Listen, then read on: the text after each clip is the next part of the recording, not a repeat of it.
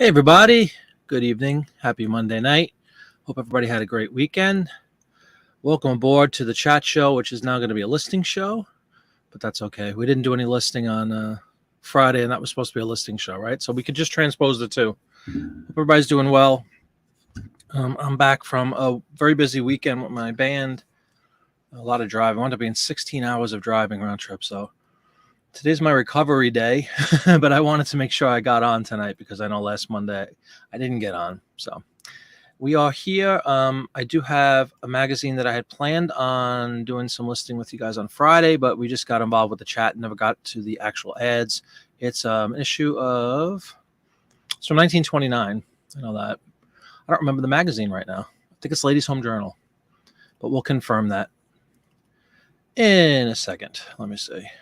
Yeah, I believe it's Ladies' Home Journal, which is kind of cool because they're the 8.5 by 11 sheets, so they fit right into a duplex scanner if you have one of those, which is really, really convenient.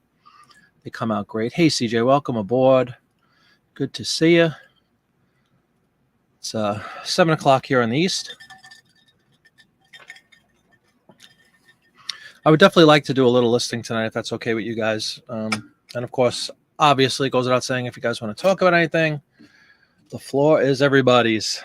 Dawn Wright, who hopefully will be joining again this evening, brought up something really interesting that she found, a dreaded glitch on eBay.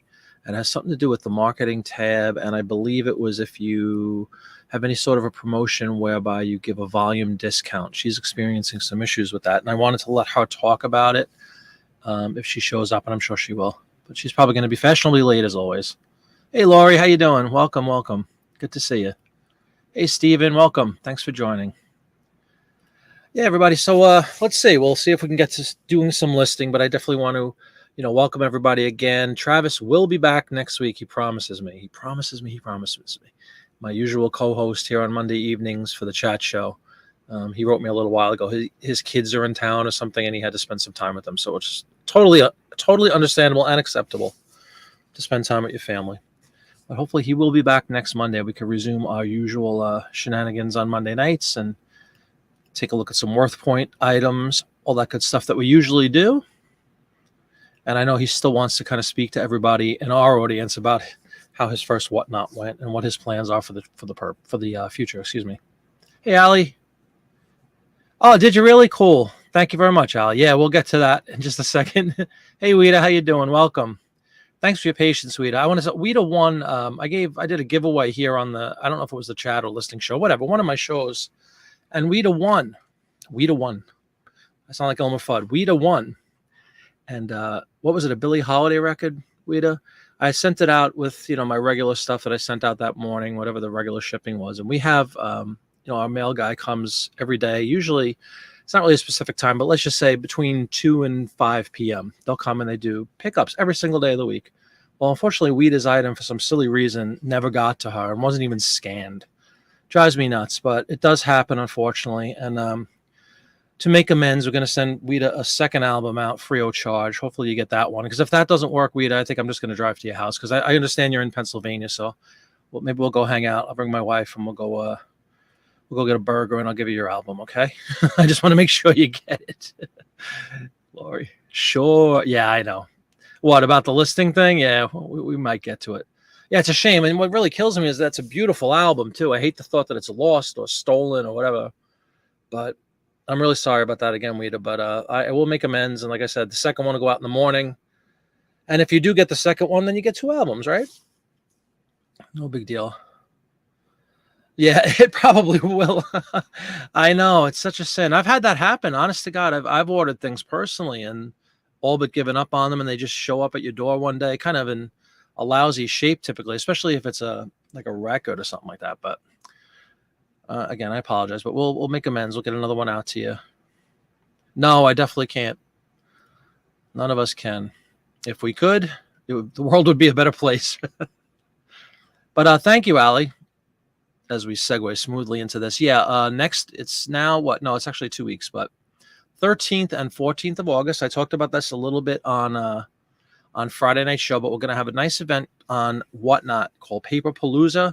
I think we are up to 25 people at this point, 25 resellers over on Whatnot, and it's all paper items, all ephemera, postcards, photos. In my case, the print ads. Anything goes, but it's definitely going to be ephemera related. It's hence the name Paper Palooza. John Popeye's Postcards spearheaded the idea. He's done an amazing job with it, and Ben, another great guy who has new to you provisions is his handle on YouTube and in Whatnot. He has really taken the reins as far as coordinating, the scheduling and all those aspects of this huge event, which is actually now a 2-day event. I am on Saturday at 1 p.m. I believe it begins at either 10 or 11 a.m. that day and runs all the way up until 10 p.m. John is going to finish off day one, I know for sure, at 10 p.m. Everybody gets an hour slot. And as the name implies, Paperpalooza, paper sales, ephemera, all that good stuff. So hope everybody that is on Whatnot would stop in, especially for my show, for you guys who are watching my show, 1 p.m. But please watch everybody. I know most of the people that watch me are into the ephemera stuff like I am, and it should be a lot of fun. It's going to be a lot of great, people in this sort of controlled, sort of like a telethon is the way I was thinking of it. You remember the Jerry Lewis telethons? It's almost like that. It's a all-day event, and now it's a 2-day event. So it should be a lot of fun. And beginning next week, because we're still 2 weeks out, it's a little less, 12 days, 13 days. Probably next week, I think collectively, the group is going to really start, promoting it on Instagram, Facebook, all the usual places to try to get more eyes and onto this event as a whole. It's great to bring attention to the ephemera community over on Whatnot, to bring them into the Whatnot space. I think it's going to be a lot of fun. I'm really looking forward to it. I'm excited. I'm going to gather up a whole bunch of goodies. Everybody has exactly an hour slot, and we've all promised we're going to stick to that. One solid hour, but you can get a lot done in an hour. So again, go check that out. I will post a Whatnot link eventually at some point during the show. I don't want to bombard everybody with links right away, but I'll send you a link to my show if you wouldn't mind. If you're on Whatnot, if you just want to bookmark it, this way you don't miss anything. Most of us, I believe, at this point that are part of this event have already scheduled a show on Whatnot. We have a consistent logo that just says Paper Palooza with like 2 fire emblems or something on the side of them. So everybody has the same title. Again, just for consistency, that other people that might be on Whatnot and go to watch it, they understand this is it's a community event. It's all ephemera. It's coordinated. I'm really, really excited by it. I think it's going to be absolutely wonderful. And I'm trying to find the stupid link. But anyway, how's everybody doing? How was your weekend? I actually do have, I don't know if this is the right link, but I'll find something. Let's just try this, guys. Amen, Stephen. It is. Indeed it is. The old adage, you get what you pay for? It's very true when it comes to media mail. That's the link for everybody for my Whatnot show. Again, if you're on Whatnot, go ahead and just, if you wouldn't mind, just bookmark that, and hopefully we'll see you on the 13th. And if you're not on Whatnot, again, below this video, I always want to check because I say it and I don't remember if I always put it in there. But I have a follow, my store or whatever you call it on my auction site on Whatnot, right there, a link, and also has that $10 instant coupon for you, or instant credit for your account. If you're not a member of Whatnot and you're interested in becoming one, I definitely suggest you use that. Get yourself $10, which you can use immediately. Oh, awesome, Mother's Mustache, and welcome aboard, Ansley. Welcome. Yeah, that's a great point too, by the way. Exactly. The keyword, if you just type Paper Palooza in Whatnot, it will pull up all of us that have a show scheduled for one of those 2 days, 13th or 14th of August. And this way, hopefully, if you guys are interested, just go ahead and bookmark them all. Check them out. I know it's a lot of time to devote. I don't know if everybody can make it for the whole, 12-hour extravaganza, but even if you just stop in, say hi, you're welcome. Thank you. And that was actually Allie who on Friday mentioned that that keyword, that she was the first one, I think, to identify that you could search by that keyword. So thank you again, Allie. And again, we'll see you 2 weeks. We'll talk about it a lot more probably this coming Friday on the next listing show. And the other little tease here, because it's not official, I wouldn't be teasing anything, but we are probably, most likely, possibly, there's a chance that, what other word can we use? But anyway, there is a shot that either Monday or Friday next week, most likely, I'm going to have a chat show like we usually do, but we're going to bring on, I believe it's up to 10 guests, all of which are participating, people that are participating in this Paper Palooza event. So that'll be really cool. It'd be a great opportunity to talk to a bunch of people, all like-minded, all into the ephemera stuff. 22, huh? Cool. Yeah, and I think that's almost everybody. I do believe at the last count per Ben, who's again keeper of all the figures and the books, I thought it was 24 or 25, I believe, are scheduled. So maybe there's a couple of stragglers that haven't scheduled yet, but I promise you they will, because it's a good idea for all of us to get that out there so that people can become aware of it and bookmark it if they're interested. When you sign up for Whatnot and ask for your interests, what if the options they give are not the ones you want? That's a good question, Steve. And I didn't really run across that. I don't remember that segment of signing up, but I mean, you're not held to only viewing the things that you select. You're certainly able to go in and once you get in there, again, I use the website. I don't know what everybody else uses. I use the website. I know it's an app and all, but on the website, like, you can save certain categories that you're interested in. Like ours is ephemera and postcards. That's what Paper Palooza is going to be under. There's an estate sale category. There's a vinyl community. There's just about everything under the sun nowadays. And if you don't find a specific category you are interested in, there's a section at the bottom called And Whatnot. And essentially that's everything else. And if you drop that down, it gives you some other ones. That's where you'll find stuff that, again, prior to the ephemera and postcards thing being its own category, it was under that guise of And Whatnot. And then I guess based upon popularity and more people searching for it, eventually Whatnot will go in and actually provide a dedicated category. That's what happened with ephemera and postcards, which is really cool. So I don't think it's any big deal, Stephen. If you don't see something, just go in and pick anything for the purposes of getting through the sign up process, and then you can go in. Once you're in, you can go in and tailor it exactly as you want. You could just save specific categories that you're interested in.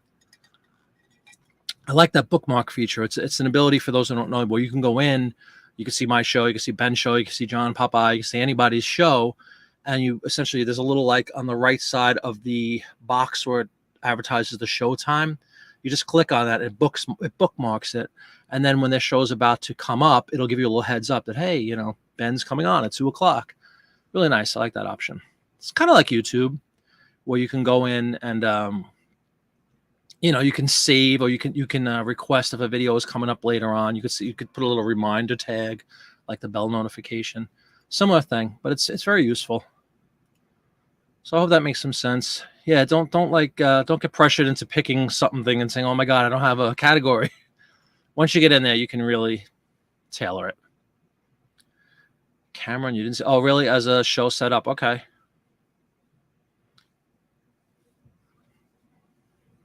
Yeah, exactly. Estate sales, that's a good point. Estate sales is generic. And again, that And Whatnot thing covers just about everything under the sun. And then once, if enough people, like what happened with this estate sales, the ephemera and postcard thing, enough people got into it that they actually provided a dedicated category, which is kind of cool. It means you're moving up in the world. Believable Blessings, how you doing? Hello, good evening, and welcome aboard. Well, yeah, if anybody has any questions about the Whatnot thing, feel free to ask in the comments like Steven did. If you're not familiar with the process itself, or if you want to know anything about Paper Palooza, just let me know. You got me for a couple hours tonight for sure. I'm surprised I have a voice, but I do. I'm getting good at this stuff. I could sing for all those hours and travel for all those hours and still speak. That's experience. What is the over-under for how many listings you put up on the next listing show? Is this now all of a sudden my MO is going to be he puts up listing shows and doesn't list? I always list. Go back in the annals of the Jiminy Flip It listing show archives and you will see we've listed a ton of stuff. It's just recently there's been so much to talk about. And honestly, today is supposed to be a chat show. Technically, it's Monday night, but you saw on the when I made the announcement, I think I put listing show.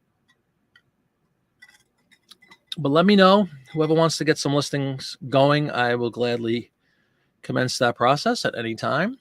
I just like to welcome everybody, at least the first couple of minutes. Yeah, the over-under, that's funny.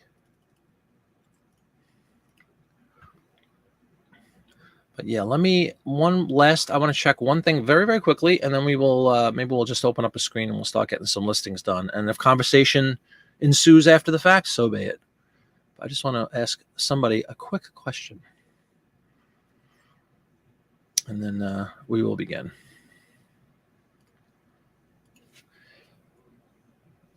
Okay. Hopefully Winter Crow will be joining us tonight. Kind of threw this one out at her late. She's great she's great at everything, but she's really good and helpful when it comes to these listing shows for sure.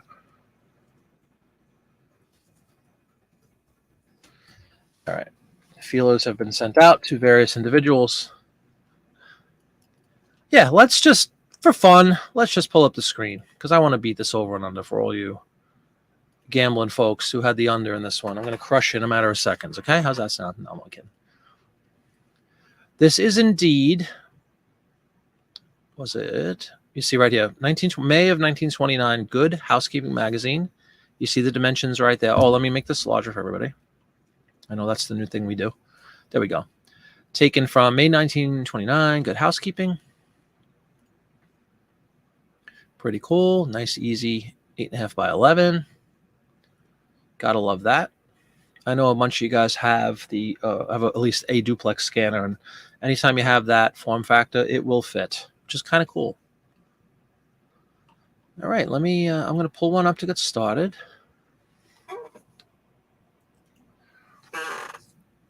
Sorry about the chair squeaking, everybody. I actually put WD-40 in, and it did nothing. Nothing, I tell you. If anybody has any hacks to get squeaks out of chairs, let me know. Because right now, not having a lot of luck. All right. May of 29. Nice mix of products. They're all full page, 8.5 by 11. There's none of those mini ones that we do on occasion. These are all full pages.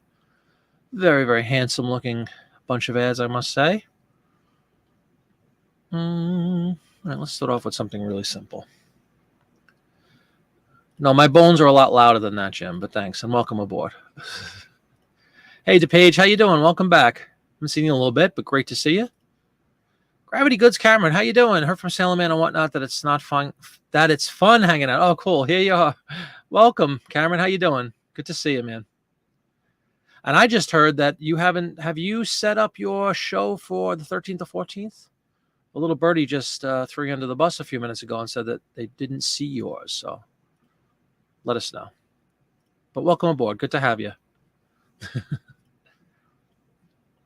Say, here you go. You're getting called out. Come on. The crowd wants to know.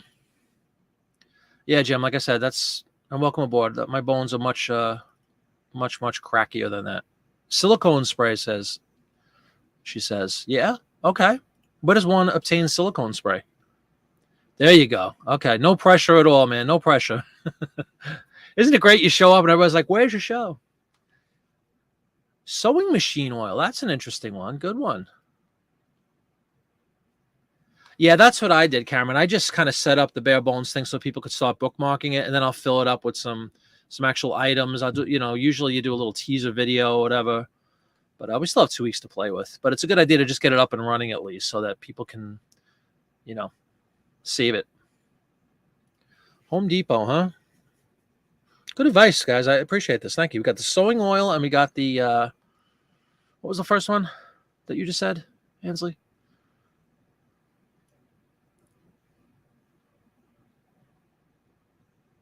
Trying to read back in the silicone spray. There we go. Okay, cool. I'll look into that. You would think WD-40. I know. What a way to be welcomed. It's like, it's a left. It's a right. Down goes Cameron. Oh, welcome aboard, man. Good to see you. Alrighty. Here, as you see, all too well, everybody, we have the lovely Wesson oil. No, not Wesson. Excuse me. Mazola. Mazola salad oil is what it says. We'll read into the details, see if it's corn oil or vegetable oil. I'm not sure. Bear in mind, this is 1929. Mazola, still around. Corn oil made from maize. I remember the commercial.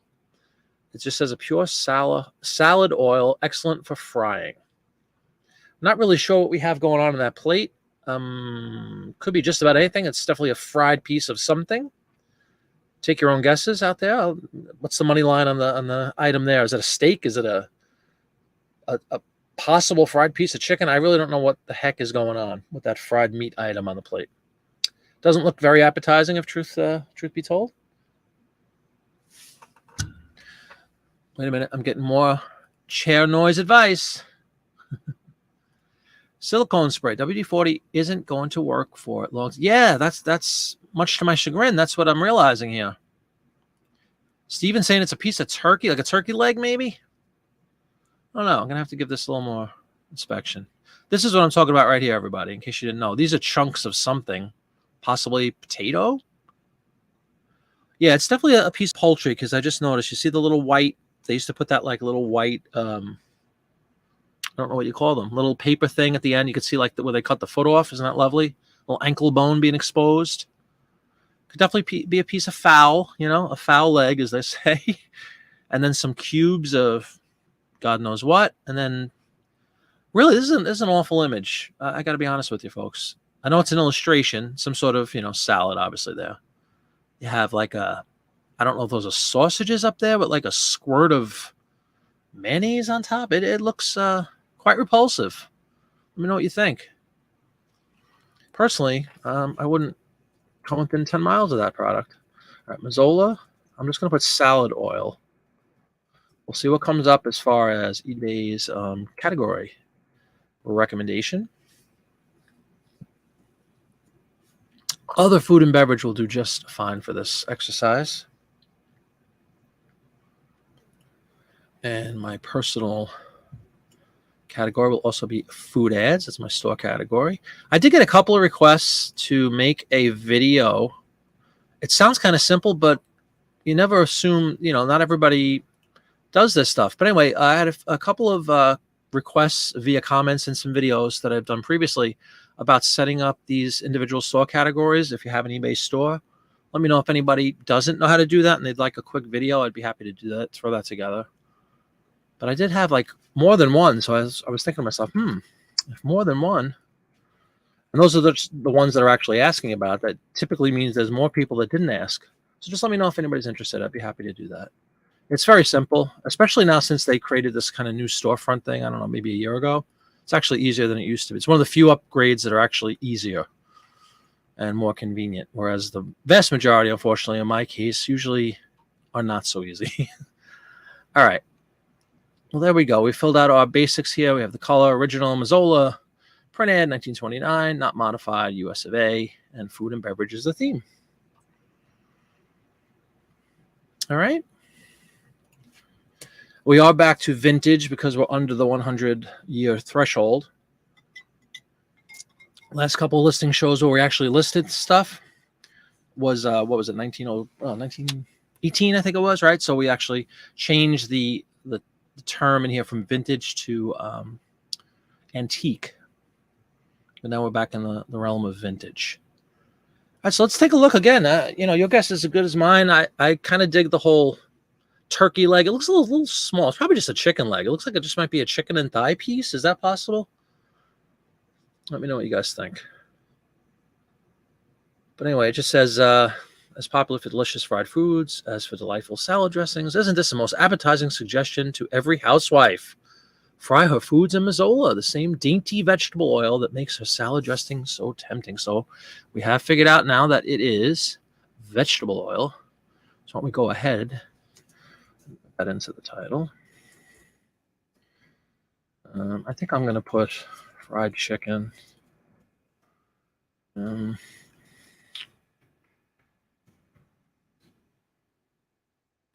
Yes, that's a good one, DePage, actually. Yeah, it's a tin oil can. Kind of cool. I like that.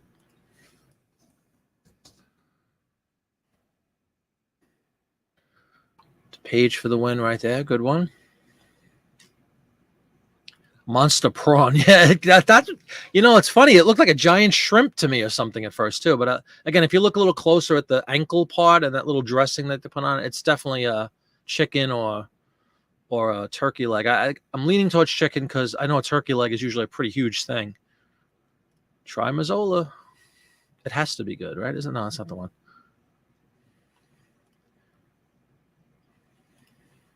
Yeah, good call with the tin can. Definitely liking that. Anybody else see anything screaming out at the screen that I should be making note of? At the bottom right, there is, you know, we talk about this often when we do these listing shows. If you could send away for, like, if there's a recipe stated, you usually would want to put the word recipe in there. If there's some sort of giveaway, which is the case here, where it looks like you could send away 10 cents and a self-addressed stamped envelope, and you get a groovy little The Modern Method of Preparing Delightful Foods little booklet, 300-page book, actually, which includes recipes, blah, blah, blah, blah, blah. And if you could see down here, it says, did you get your copy of Ida Bailey Allen's book? So this is where the astute amongst us would go check out who the heck is Ida Bailey. What was the last name? Ida Bailey Allen, and see if she's worthy of recognition here in our title.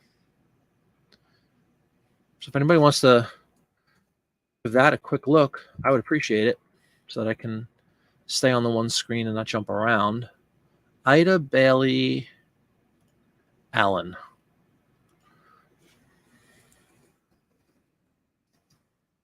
Like, is she a chef? Is she kind of like the, what was the lady's name? The French chef. Oh my God, I can't remember her name right now. You find often when you do live shows, you suddenly veg out and can't speak anymore. It's amazing. I think everybody knows who I'm talking about. The famous French chef. She was on TV forever, had the very high voice. She was like 6'3". What the heck's her name? Talk to me, CJ. Come on. What's her name? Julia Childs. There you go. I was going to say, is she the Julia Childs of her day? And the name escaped me. Thank you very much there, Ainsley. I appreciate it. A shrimp with ankles. Yes. They have shankles. Oils and colors through not motor oil. Yeah. American chef and author. Okay. Of any renowned, by the way, Stephen? Did anybody look into that? Thank you, Pudding. Thank you. As one by one, you all make me feel foolish. I appreciate that. Thank you. Julia Childs is absolutely who I was thinking of. I'm just wondering, do you guys think she's worthy of mentioning in the ad? Would it add any value to it? If it's somebody, with some credentials in the cooking arena, then it might certainly be worth mentioning. That's another little tip when you're doing these ads. Like, really take a look. As monotonous as it might seem on occasion, you'll find somebody that maybe we haven't heard of because it's so long ago, but she might have been very, very popular at the time. And you'd be amazed at how many collectors there are out there for everything under the sun. And there might be Ida Bailey cookbook people. Homemaker? Yes, says Steven. So we think she's worth known as the nation's homemaker. There you go. Good stuff, man. Thank you. All right, so we're gonna might have to tweak our title a little bit because I don't think we're gonna be able to fit the full name. I really like Tin Can. Maybe I'll just put Tin. Ida, Bailey, right? And what was the last name? Allen? Not fitting. Shoot. What would you guys ditch here? Let's get rid of salad. Just vegetable oil, right? We put salad in there as kind of a placeholder, not knowing what sort of oil. Ida Bailey Allen? What does everybody think of that one?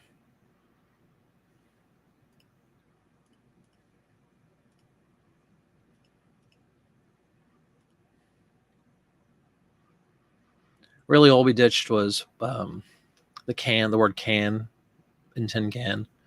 And we replaced, and we got rid of salad prior to oil. I think that's pretty good. And so we get America's Homemaker in there on the off chance that somebody might collect material with her name on it, which is quite possible. Nation's Homemaker. Thanks for doing that research, Stephen. I appreciate it. It's one of the best parts about these shows.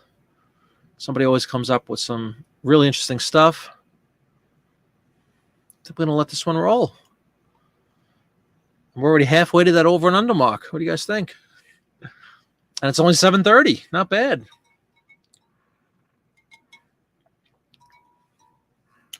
All right, bam. Let's create similar. We start off simple here in our quest to find amazing print ads. All right. So there's that one done. It's going to be nice tonight because I don't have to change dimensions on any of them. Like I stated, they're all full-sized 8.5 by 11 tonight for this magazine. They're 8.5 by 11. And as we usually do, since we started with a food ad, I guess we'll just try to run the table with the food stuff. And then we'll move on to something else after that. It's sort of in the same arena here, it looks like. This would be Best Foods Mayonnaise. Almost looks like a No Frills brand or something. Mother's Mustache still cracking up at the over and under, huh? We're going to be destroying that under, just so you know. We're already halfway home. But anyway, here's what we just talked about, right? We have a few really cool things going on here. Never mind the awful illustration once again, but you have, not that mayonnaise is a big seller or anything, but you got the mayonnaise, condiments, right? What did we just say above that, though? We have a recipe to speak of up there. It speaks to being wedding season because it's June, even though it said May in the front, but maybe they were preparing for June. And you have a giveaway at the bottom right as well. So this is a trifecta. Whereas the product, and this is another great example of where the product itself sometimes isn't as important as the other elements in the ad. Like we've talked about 1,000 times, if there's a dog in there or something, or a baby, or anything like that that has mass appeal, it makes the actual product in many cases secondary. It's the baby or the whatever the collectible thing is, the dog, the cat, kind of takes center stage. But anyway, this is called Best Foods Gold Medal Mayonnaise. You have a rare June salad recipe up there. This is orange wedge strawberry. Kind of cool. So let's begin building this guy up. Best Foods Mayonnaise. Of course, spelled wrong.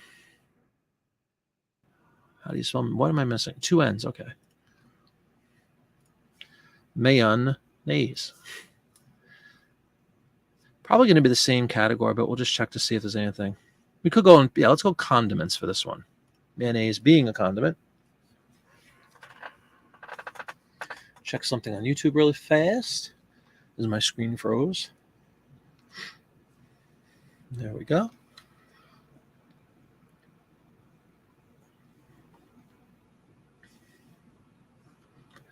Alrighty, back in action. Just going to fill out some specifics really quick, and then we'll spend a little more time checking out the ad itself. Multicolor, it's original. Best Foods, right? Ad. 1929. Not been modified. United States. Pickles and condiments. All right, we'll take a look at the picture again, blow it up.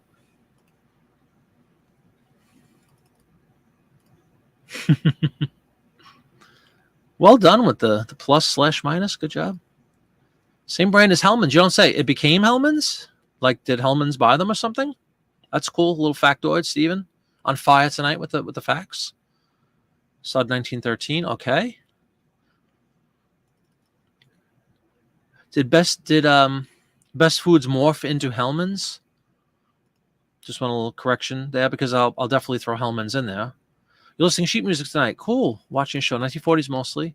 Some late 1800s, early 1900s. Absolutely, Wade. A great point. They are very much like print ads. And a lot of people, much like they buy the print ads, they buy sheet music very often just for the cover art. And they'll frame it. You know, there are some musicians like myself who might actually be intrigued by the music contained within, but mostly it's the cover and even the back cover sometimes people like. But that's awesome. Have fun, Wida. Let us know if you come across anything really cool. Get Out. Okay.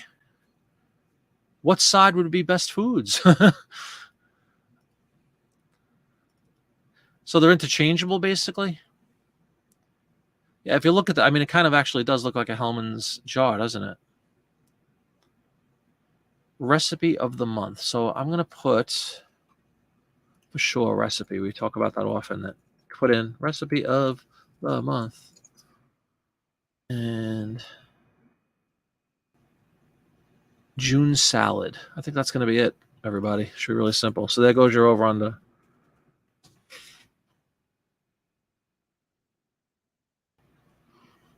All right. And you do see at the bottom here, there's a few other, it might be difficult to see on YouTube, but at the bottom left where it says Best Foods, you'll see there is some sort of dressing in a jar. There's pickles. There is relish. and something else which I still can't make out, even though I'm trying to blow it up. But they do mention some other. Oh, this is in fact a June issue. So let me correct that, by the way. I like to be accurate with this. I don't think anybody's going to go nuts about what month it is, but let's modify this so that it says June. Because if you look at the bottom of this ad, it's tough to see, but it says June 1929, Good Housekeeping. You never know. You might get the one guy that goes on there and says, "You said it was May. I want a refund." So, in an ongoing effort to avoid grief, let's fix that. Ladies and gentlemen, West Coast is best foods. Is that really true?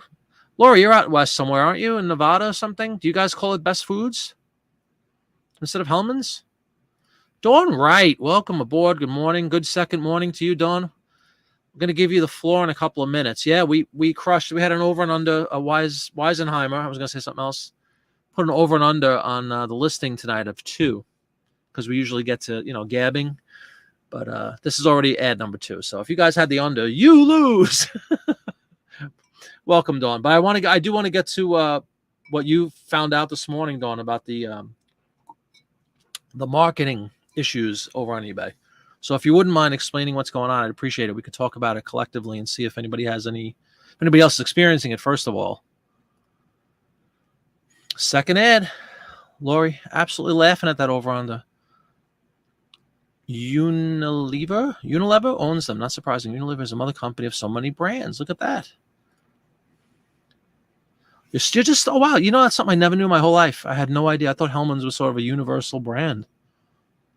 Just listen to Cole Porter from 48 Kiss Me Kate. Yep, sure. It is cool. Somebody will.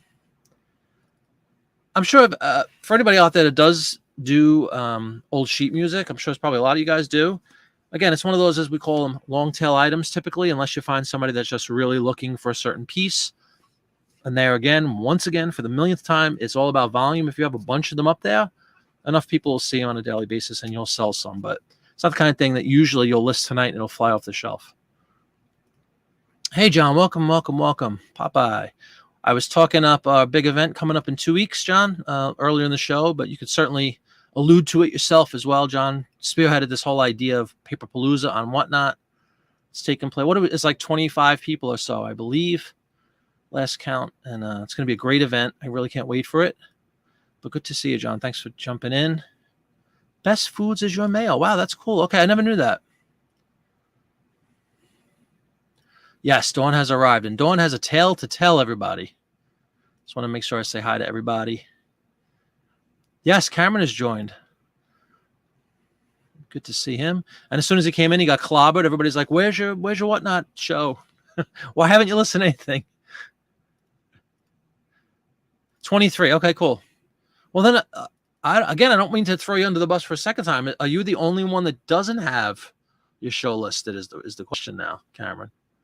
Because I think somebody else checked and there was 22 when you pull up when you search Whatnot with the tagline or whatever it's called, the hashtag or whatever for Paper Palooza, I think there were 22 shows. And then there was one. Yeah, this is the point. I wanted to let Dawn speak to this, but does anybody out there on eBay use in the marketing tab a volume pricing discount for products? If you do and you haven't checked for a bit, you might want to check. Yep, and that's exactly what Dawn said.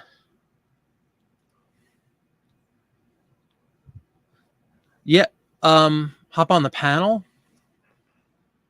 Well, I meant for this issue, Mother's Message. There's this thing that she discovered this morning about for marketing. If you do like a volume discount, let's say you have 20 of a product and you say buy 3 and it goes down 10%, buy 10 and it goes down 20%, whatever. A lot of people use that. You did put that's cool to know. You started putting listings in there. Yeah, I just put the skeleton basically that says I have a show at this time, and with the hopes that people will start bookmarking it. But I think everybody's going to start probably this week actually loading it up with some items and maybe get that little 30-second teaser video in there too. I know it's good stuff. Yeah, there you go. Pressure is on. Cameron walks into a hornet's nest here. He's told it's a cool place to hang out, and he just gets bashed over the head. My goodness. Yeah, check this out, everybody. So she had 26 pages of individual promotions. You can explain it better than me, Dawn. The way you explained it to me was, let's say you had one promotion with 25 items, right? With various, as you go down, you get a discount of X amount.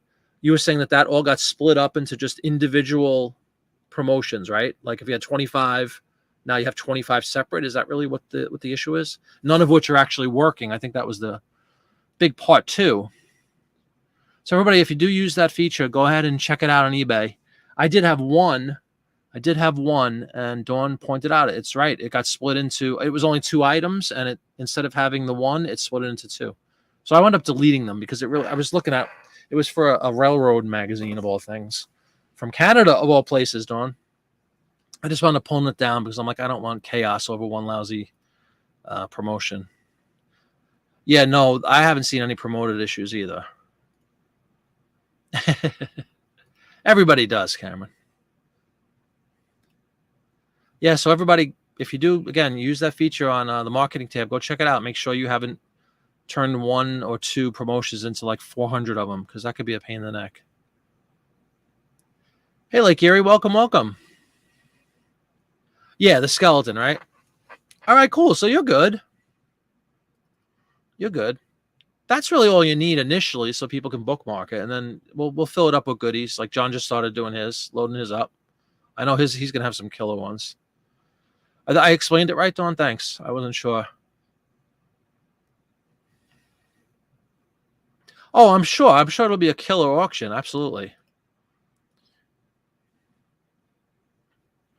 Right. Yeah, they're all their own promotions, so nothing's actually working like it's supposed to. That's not a good thing. This is the question to the group, Lake Erie. Well, you have some ringers in here, so everybody read, and let's hopefully supply good information. Got into listing matchbooks, and first-class shipping seems pricey, and they are not eligible for standard envelope, right? Should I just charge $1 and send via a stamped envelope with no tracking?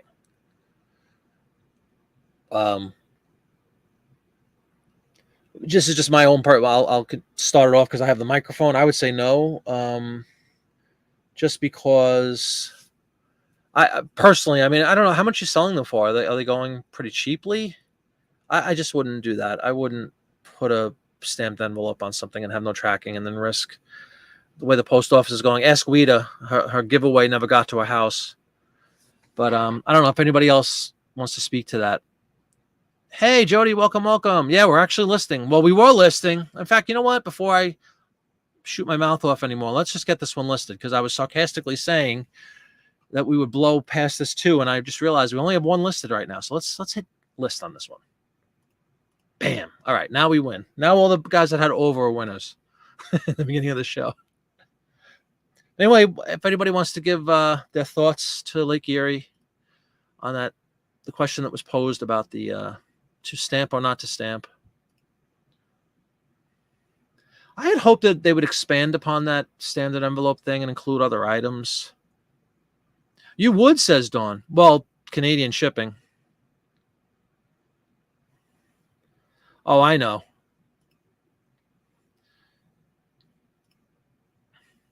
Yep, Dawn has made it. Jody has made it. Just doing comps. I see sold to Gravity Goods. I'm like, that stinker makes deals, right? No knows. Like Gary, there is another service out there called LetterTrack that provides us tracking similar to standard envelope, but eBay won't. Oh, of course not. Why would they, right? Something that makes sense and helps people. Shoot. You keep hitting send. You would understand? Yeah, that's what I was asking about the value before, Steven. What are you looking to sell them for, Lake Erie? These matchbooks. If they're like $10 or under, I guess you could roll the dice a little bit. Use a stamp and LetterTrack gives you an address labeled a barcode that can be tracked. Yeah, well worth it, but if eBay doesn't accept it, what's going on there? Oh, $3 to $5. That does change. I would probably go for it. Why not? Yeah, and you charge $1. It seems like a great deal, and you still make a little bit of money on the shipping piece. Hey, Swan Picker, how you doing? Welcome. We're actually listing tonight. You send other stuff with stamps, but being Canada tracking isn't required to be top rated. Well, that's there you go. Interesting. You don't send anything without tracking. Why would I? It's my only proof of mail. Yeah, that's a good point. But those are relatively cheap. I mean, $3 to $5. John, didn't you always used to send your postcards out with stamps pretty much until they came up with these programs? You know, assuming they weren't, super valuable anyway. I think you had like a guideline that you used for yourself. If it exceeded a certain amount, you'd go up to first class or priority, maybe even if it was really valuable. You had a customer that did not want to pay first class and requested you send via stamp. Really? On what? What type of product? On a matchbook? I've never had that in my life. Yeah, exactly. Value drives those decisions, I think, Dawn, too. I agree.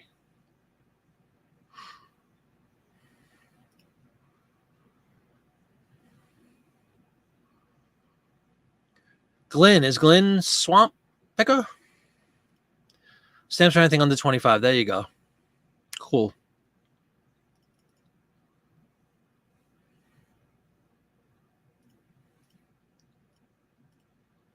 Alrighty, let me just get rid of this. And again, so far, my first lesson tonight is that Best Foods is the same thing as Hellman's. Never knew that. I wonder where the cutoff is geographically in the country with that. And then the West Coast people are probably saying, what the heck is Hellman's? It's kind of funny. Who knew? All right, I'm just going to bring up another ad quick, but you guys can absolutely talk about anything you'd like.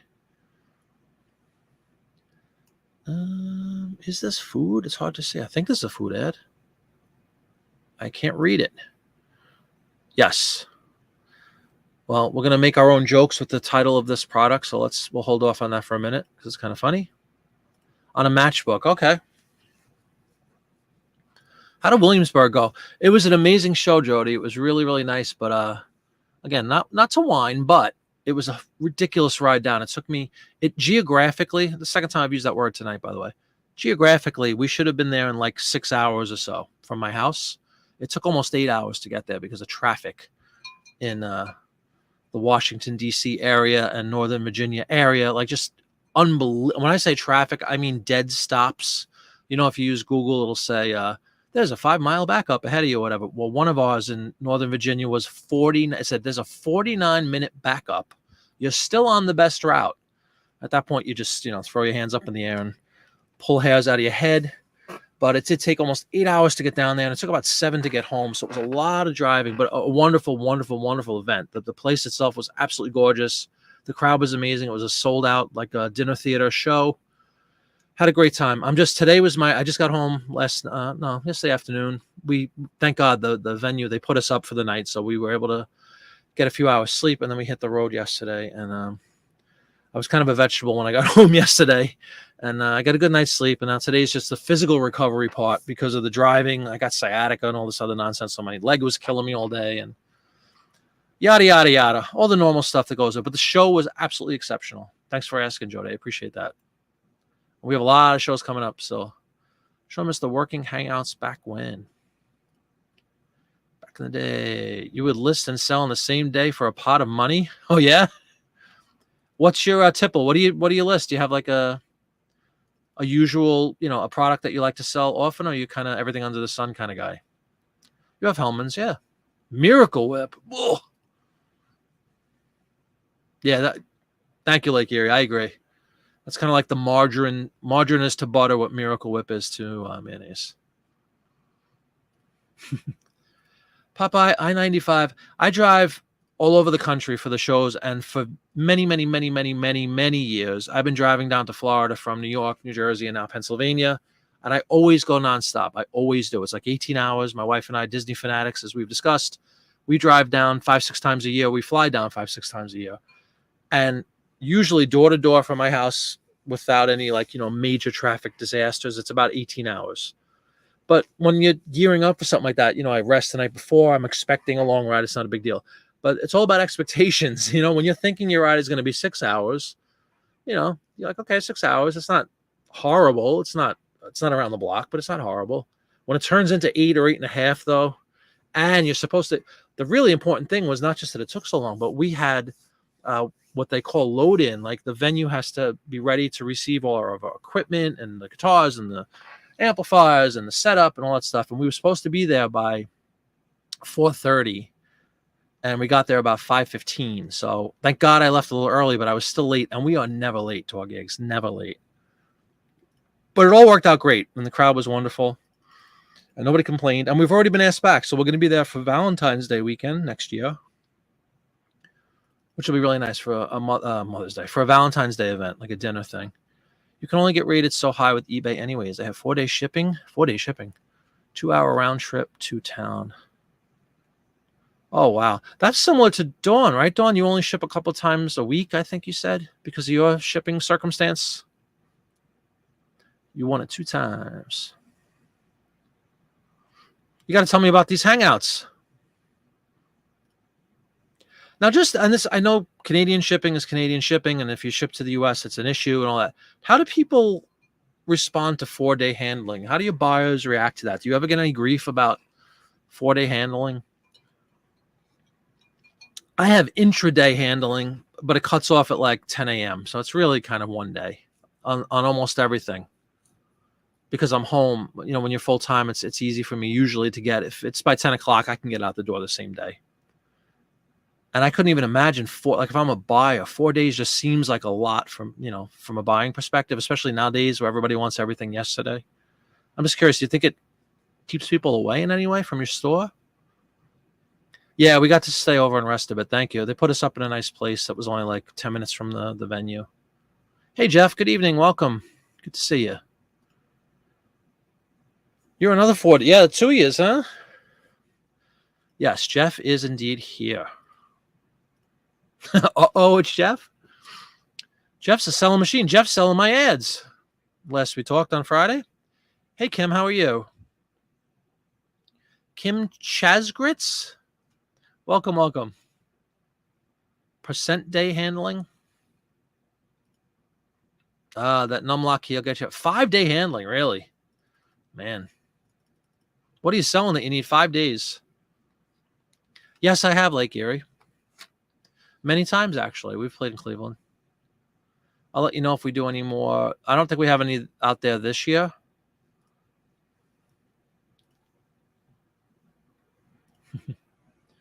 Made that drive to Disney a few times myself. We're flying. Yeah, we're flying in October too.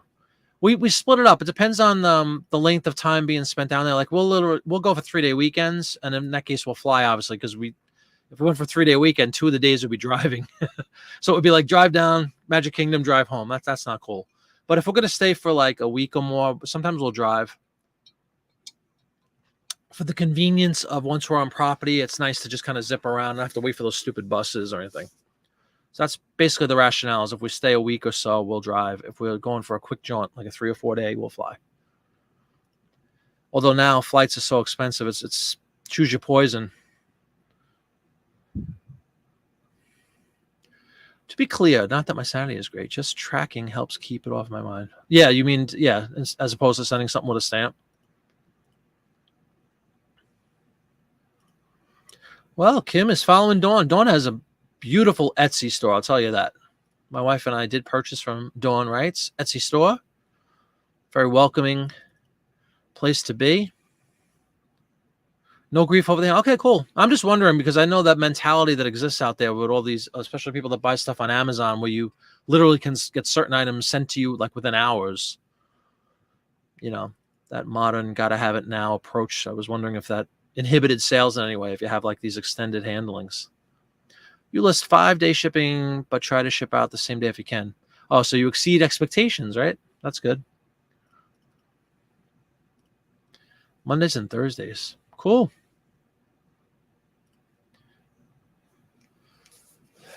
Here you go. Oh, I remember you said you had the dental books, right? Didn't you have dental books? You're doing ads now? That's cool. They sell, man. Ads sell. That's right. John's doing 2 days of paper. Are you closing out both nights, John? I know it's 10 o'clock on Saturday, right? I will, man. I will. Absolutely. Thank you for inquiring about that. You would love to change to 1-day shipping, but you can't count on USPS to pick up, even scheduled pickups sometimes. That's true. Like many things in life, it's about relationships sometimes. Like, you can put in the request on the website to have pickups, and you're right. Sometimes they won't, show up. But if you get in good with your mail person, sometimes you don't even have to have it formally in the system. You just, if you get in friendly, like I said, with them, and you say, hey, I'm an eBay seller, whatever, I'm a reseller, and I ship out a lot of products every day, I'd really appreciate it. We did that. We have a wonderful lady who comes by. She's about a year or so now. I hope she never leaves. We gave her like a little Christmas card at the end of the year, like $20, coffee. I think it was Starbucks or something like that. And it's amazing what something as silly as that can do. Make people feel appreciated. And she is like a machine. She's always here for me. Thank God. I hated going to the post office. A customer base too, they're just happy to have found the item. Well, that's true too. That's a good point. If it's something really unique and collectible, he's the closer. There you go. The stopper out of the pen. That's going to be awesome. Yeah, exactly, Dawn. Right? What you sell. Like, who's going to wait 10 days to get a pair of socks on eBay? You know what I mean? Or whatever. Some lousy t-shirt. And puddings does 2-day. Usually ship same or next. That's cool. So you just cover yourself in the event. I remember when I first started doing this, like, I was so worried about losing something, like, the fear. I'm sure everybody either has had this happen to them or worries about it, but you sell something and you can't find it. And it's nice if you have that other day, sometimes a little wiggle room just in case you have trouble finding something. And then again, then you exceed expectations if you get it out the door the same day or the next day. I definitely understand that mentality. But thank God, at least with the ads for sure, they're very organized. I'm not going to lose them. The other stuff, a Disney salt and pepper shaker that's somewhere in a box, maybe that'll be a little tougher to find for me. They know you're a reseller, and they still don't. Staffing issues. Yeah, that's the new catchphrase. Everybody has staffing issues. Supply chain and staffing issues. I'm going to get a t-shirt. It's a built-in excuse for everything. Sorry, supply issues. That's a great point. How could anybody hate you, first of all, Jody? And why would the post office hate you? Because you give them too much business? Remember that, guys. We're giving them business. I know your mailman, mail handler, whatever you want to call them, doesn't really care because it's just a job to them. But they're making a lot of money off of us. The post office is making a lot of on UPS and whatever other service you choose, make a lot of money off resellers. Yeah, Christmas tips are huge. It just shows a little appreciation. And it's genuine, by the way, CJ. I mean, in my case, she saves us, a lot of especially now with gas so expensive and all that. Even though it sounds silly, it does add up over time if you're out back and forth every single day doing that, and time and standing in line, and with the virus stuff. I don't know what word you're allowed to say on YouTube anymore, but whatever. When the thing happened, like, you had to stand. The lines were so long outside of the post office, and everybody had the masks on. It was just awful. Awful experience. Nothing better than putting out your little, and I have those baskets that they give you, those plastic, I have like 5 of them, those little plastic USPS baskets. I just put them out in my front porch. The only thing I do have to worry about, because people are terrible, is somebody coming out and stealing my baskets that I put out in the morning. So we have one of those little cameras now that I monitor right from my desktop. Make sure nobody comes out. Nobody's been mean enough to steal anything yet, but. Hey, Winter Crow, welcome. You thought I wasn't going to be here? No, I blew off last Monday because we played in 103-degree weather, and I think I had a mild form of heat stroke the following Monday. But I didn't. I told everybody Friday I was going to make it tonight, so I didn't want to disappoint, and I am here. But I'm glad you are too. Lori is trying to do 1-day shipping. A PO does not do pickups. That's another one that doesn't. What's up with that? Is it based upon where you live, maybe? Like certain locations, for whatever reason, they won't come? If it's not a populated area or something, I don't get it. That's hysterical. Well, they call it an SLA, service level agreement, in business. And if your SLA is 5 days and you meet or exceed that, you're going to get good results. You're going to get good feedback. If your SLA is 1 day and it takes 11 days to get there, not so good. Cameron says, my mail lady gave me her number. Oh, wow. See, now that's the next level of communication right there. She's amazing. Gift cards and treats. Yep. It's the way of the world. Would you agree, Cameron? It's the way of the world. John, do you schlep out to the post office, or do you have somebody come and pick up your stuff every day? At least John's stuff is very small, usually if he's doing postcards. It does say that. And my goodness, about the feedback, I always chuckle. They're happy. Because you're staying within your SLA. You're staying within your promised delivery date. That's true. Timing is everything, right, Don? Many packages, long driveway on a hill they refuse to pick up. That's just rude. Rude. Get Biden on the horn. Let's talk to somebody. When a Crow is indeed here, and it's a better show for it. When a Crow, we are going to list tonight. I promise you. We already got 2 in the books, but now we're on the selling conversation, on the shipping conversation. Hold on. Swan Picker, post office decided to close at 5:30. And so, wow, it's amazing you have one that's open till 7. Ours will close at 4. Taking care of our guys for years. Yep, that's the way of the world, CJ. When you find a guy or a gal, you take care of them. If you have a mechanic, you have anything like that, guy cut your hair, you take care of these people. Yeah, that is weird. But that's what I was saying, Al. Yeah, sometimes I figured if it's like not a very populated area, maybe they won't go out there. Yeah, I know. Everybody's understaffed, Steven. It's a pain in the neck. You only get mail twice a week? Holy cow. Middle of nowhere. You go every day. Oh, because you don't trust them. Yeah, I get that totally. An IKEA bag. Holy cow. Well, that's time well spent. When you're making that much money and you have that much, it's definitely worth it. And good point about not trusting anybody. Excuse me. Again, I do trust the girl that comes to our house. She's fantastic. We're on a first name basis, and she comes and says hi sometimes. I've told several people we take care of my dad who's elderly, and like he's making best friends with everybody that comes to the door, and she comes in and says, "How you doing?" And really nice person. And you know what's great about her? She's allowed to take vacation like everybody else. So if she does take a vacation, she always lets me know like a week prior. Says, "Look, I'm going to be out from August 10th or August 15th, whatever." And she always makes sure that whoever's going to cover her shift knows to come to our house. So again, we've been very lucky. It's over a year now. We've never had an issue with a package not being picked up. The only time it has happened has been my own fault, where I didn't get it out there early enough. Like they're kind enough. It's a window. It's a pretty wide window, but it's usually the earliest they'll ever come is around 2, and the latest they'll ever be here is about 5, typically.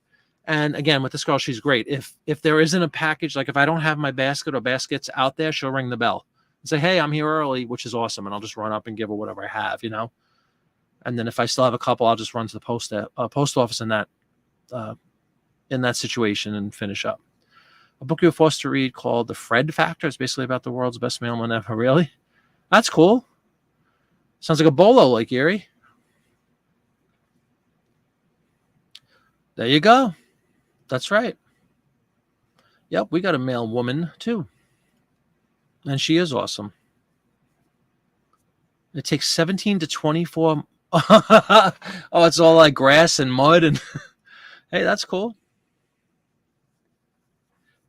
Are you in Lancaster? Lancaster, as they say? Or the guy who plays George Harrison in my Beatle band is from Lancaster. Actually, he's in Lidditz, which is right outside, I believe.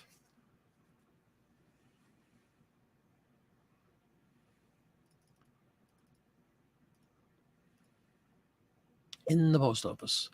Always bringing stuff personally. Okay, cool, Winter Crow. Same reasons? Is it like you just don't trust them? Or you not necessarily don't trust them, but you're worried maybe that they're not going to show up one day or not show up on time. And I definitely get that. It's very, very, very, very important, as we all know on eBay, especially to maintain those standards. And for those of us who care about being top rated, and even if you don't want negative feedback. You don't want people complaining, So I definitely understand that. You want to keep your metrics in a fairly clean state. Oh, she's got to. Arbitrarily changed a lot of rules. You yearn for the good old days when they picked up and delivered it. Yeah, you know what I mean? Yeah, whatever happened to rain, sleet, and snow? I agree. Now it's like I don't feel like walking up a set of stairs. And who just said about the long? Jody was saying she has like a long driveway or something, and they don't feel like walking up a driveway. You know what? Got to run and pick up my foo. Go get your foo. See you in a few minutes. You go to the post office, says putting postcards. Every week I get mail for other people. Half the time it's not even my street. Oh, really? Yeah, that's happened. We live in a townhome community, guys. So, like, if anybody, again, I guess it depends on where you live in the world or the country, but in our townhome, we have like those boxes, sort of like in the front of the. When you come into our community, every like couple of blocks, they have like a big selection of boxes, and you get a key, and you just go up and you open. Your mail is number 7 or whatever your box is. And we've had that now and then where like we'll get the neighbor's mail in our box or something. It's just like an easy mistake to make. That does happen once in a blue moon for us too. I definitely am. And I wasn't always. I'm not going to rant about it, but the guy who was before the new girl was awful. Awful. And I used to go to the post office all the time just because of him. I didn't trust him at all. He was a real, like, just hated his life, hated his job. And, it's one of those people you just want to smack and say, there's not a gun at your head that says you have to be a mailman. Go do something else. Well, thank God he left. Everybody's in Lancaster. I got to say Lancaster the right way. It should be Lancaster, but it's pronounced Lancaster. For those who know. The roads are rough, plus they change every other day. If it rains, it washes so much away. So bumpy. Oh, wow. Get out. Really, Weeda? That's funny. Yeah, the guy who plays George Harrison in my band is out in Lidditz. You're in Ohio. Your son lives... Oh, that's right. You're out by Oxford Professor, right? I think you said you live right near him. Now envision you driving around like... Yeah, really? Do you have to have like a tank or something to get down? Like, how do you navigate those non-roads? I'm sure everybody's trying to hire. It's a whole other conversation. Yep. Cool. Ansley on YouTube. There you go, Dawn. Have we ever put a link in for her? Hold on.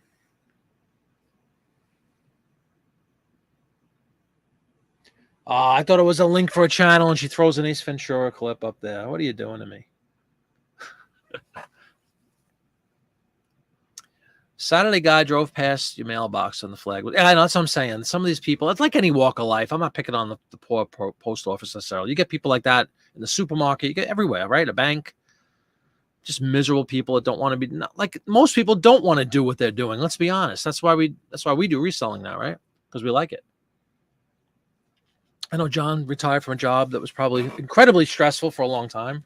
I had 30 plus years on Wall Street and was attacked, had my building blown up, so I know stress too. And it's a beautiful place to sit home and make 10 times what you used to make. Beautiful thing. And giving all your money to somebody else. Here we go. Da-dun-dun-dun-dun. Wild critters are mountain lions, coyotes, as they say out there, wolves, porcupines, jackrabbits. Oh my God. Antelopes. Wild antelope. I don't think I've ever seen an antelope in my life. Just saying. Did I ever see Pittsburgh pick a video of the postman picking up his mail? The driver got fired after. No. I don't know who Pittsburgh Picker is, but I will check them out.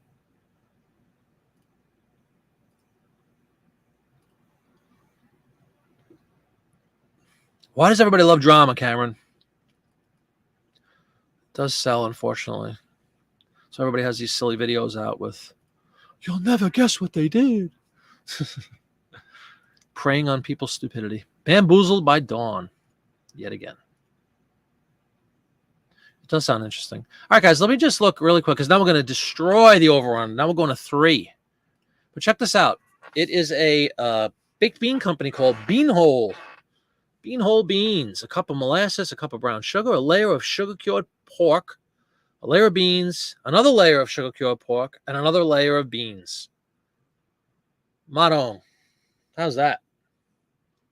From the fragrant woods of Maine comes this fine old recipe.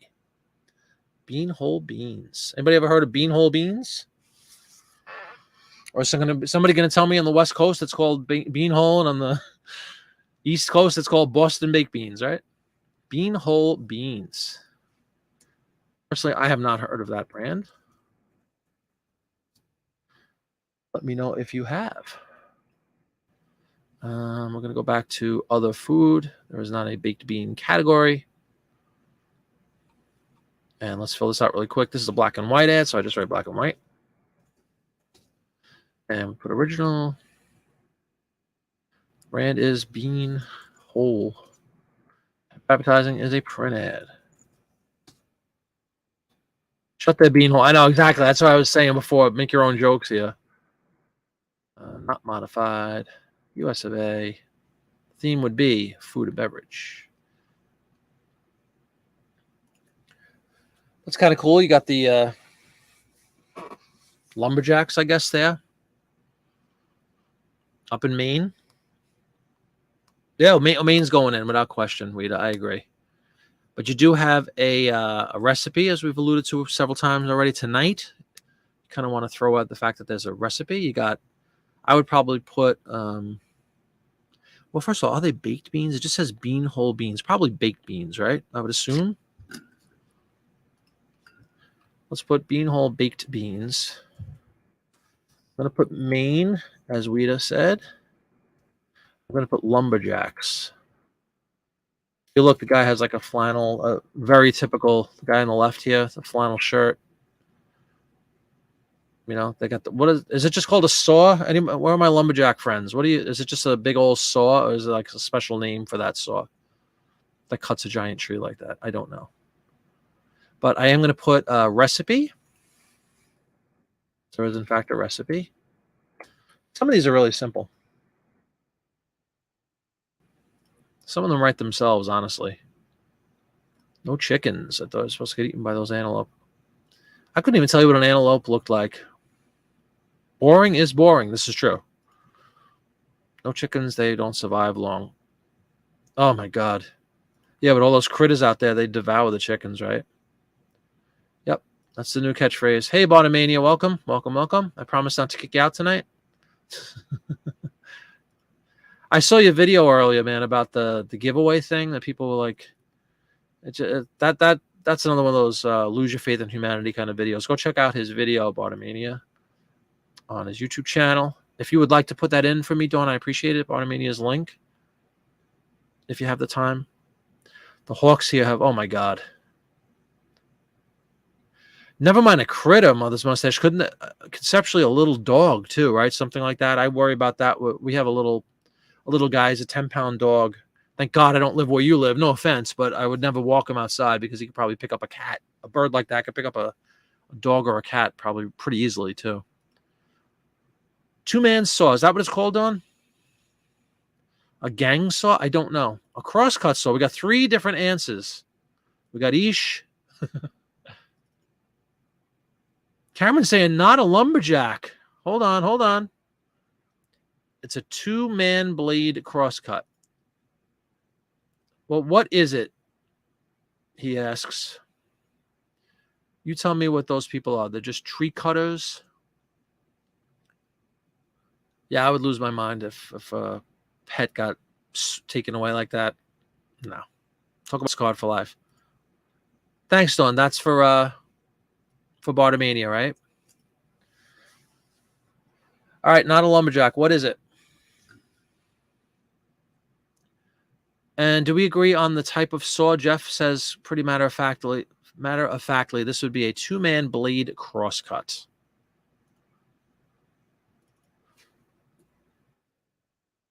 Which I will blindly throw in there, trusting my boy Jeff. 2-man blade cross. Tell me this fits. I'll be very happy. Oh. It's not a lumberjack. The question is. Yeah, other people tell me it is a lumberjack. You Googled two-person saw, and that's okay. Cool. No, I appreciate it. Kitty is inside kitty. I do take care of her on a leash. Yeah, an inside kitty is a good thing. Crosscut. Beanhole beans were the favorite food of Maine lumberjacks. There you go.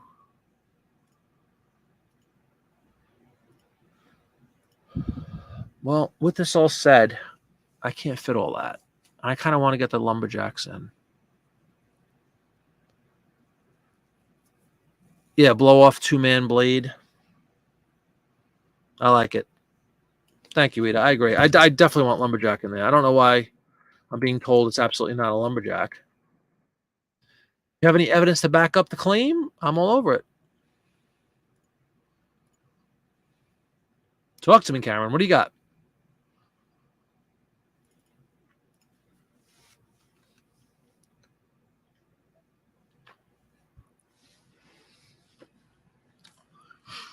And guys, if you wouldn't mind, please give a thumbs up to this video. This is my, I promise it's the only time I'll beg for likes or whatever the word is. But it really does help. It helps YouTube push out this content to other people that might be interested. And I would greatly appreciate it. As I have to refresh my screen again for some reason on YouTube. I don't know what's going on there. Don't usually have to do that, but it froze. And thanks everybody for coming on tonight. I know it was relatively short notice. I think most people that follow me are used to a Monday night show, so you probably just assumed I'd be on. And I will be. But I didn't get the notice up there until like 5 o'clock, I think, or 5:30.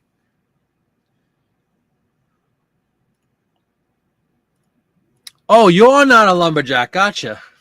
So you're not okay. Are we doing a Monty Python joke here? All right, good stuff. So it is a lumberjack. Woof. I thought you had some kind of inside. Gotcha. I was saying, where are my lumberjack people? Cool.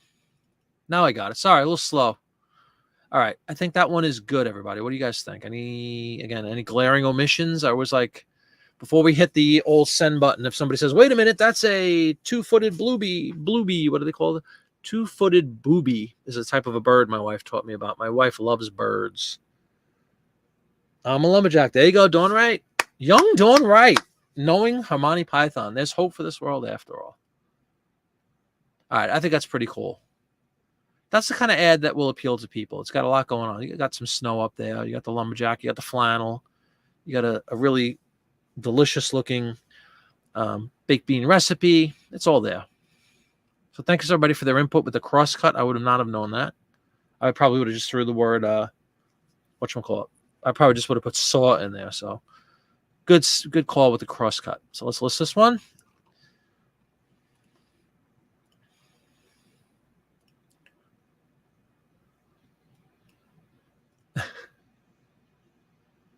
You don't see the video. He had Pittsburgh in his name. Sorry about that, Cameron. I'm slow with that stuff, man, especially when there's a bunch of people writing. So blue-footed boobies are the best. But, well, that's debatable. But, yeah, that my wife is loves the birds. All right, let's create another one. Rocking and rolling tonight, up to 3. It's more than 0, right? Which I think a lot of you guys probably thought I was going to not list anything. So everybody knows, all the people that are watching the show, you guys kind of drive it. Honestly, like if we say it's a chat show, we chat, but we might list a little bit. If we say it's a listing show, we chat, we might list a bit. It's really up to what, how the conversation goes and what people want to talk about. I'm wide open. I always have things to list. I always have a little, section of pictures put aside so that we could do the listing together if we want to. And then I also have time to just chit chat if we want to. So it's kind of cool. Look at Dawn with the eagle eye. I did. Not on purpose, though. I just forgot to put the new one in. Thank you very much. Is that Smurf's chest? Good call, Dawn. Sorry about that. Yeah, guys, I put a custom SKU. What is this? Good housekeeping, right? Good housekeeping. So I put GH to signify good housekeeping. I think this is 19, I'm going to say. Thank you for that, Dawn. And this is just a way. Remember, we were just talking earlier about not losing something when it sells or not being able to find something when it sells. That's my own little internal, SKU label, so I can identify if this ad sells. I know where to grab it. Excuse me. Hold on. I need more soda. You ever get tongue-tied on the air? So good call there, Dawn. Thank you. And I'm going to throw this in the other ads really quick too that we already listed, the 3 that we listed. But yes, that's a great point.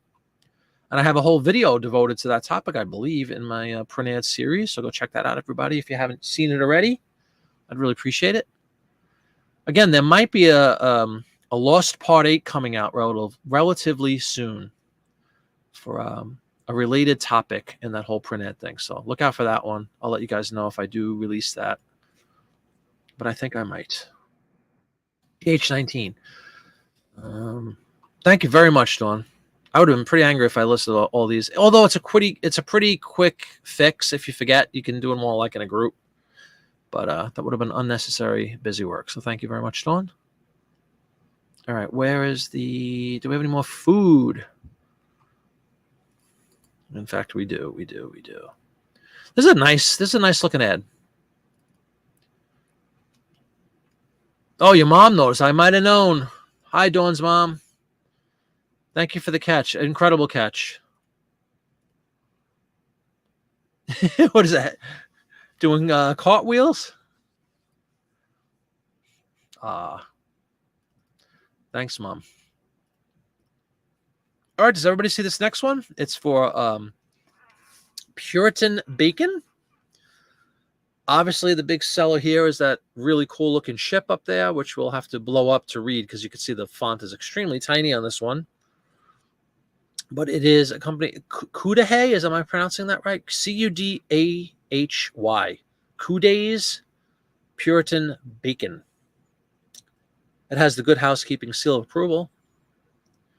But I'm digging the ship up there. Obviously, some sort of, Plymouth ship. Like, it looks like a Pilgrim ship up there. Kind of nice. A lot of people. Ships sell. Go West, John. Popeye's postcards. Do ship postcards sell, guys? They do. People dig ships, old ships, images of ships. And I would say that odds are, just by virtue of having that nice painting up there, that's going to sell this ad, not so much the fact that it's an ad for bacon. But you never know. There's also people that might just collect bacon products, advertisement for bacon. So this is a good one, absolutely. And we will blow this up so we could read a little bit of that verbiage underneath the painting and kind of discern what it is exactly. But in the interest of time, let's just get the basics up there. Cudahy. CUD. Has anybody heard of that brand? We don't do apostrophes because it's a waste. Sorry. Puritan. And stick with the food and beverage. And then all we need to change is this is definitely a multicolor ad. And the brand now is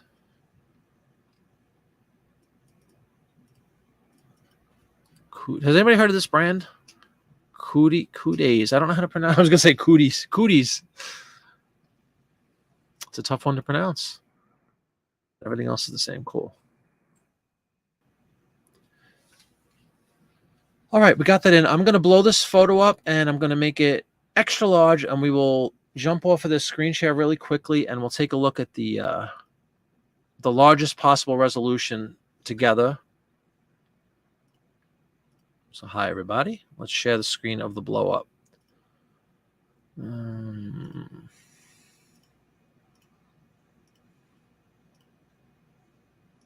Alrighty, there we go. I know it's still kind of tough to read. I'll read it for everybody, but you can see a really nice, it almost looks like a painting. Maybe it's a, in fact, if you look carefully at the bottom right, this is going to be really tough to discern, but there is in fact an artist's signature down there.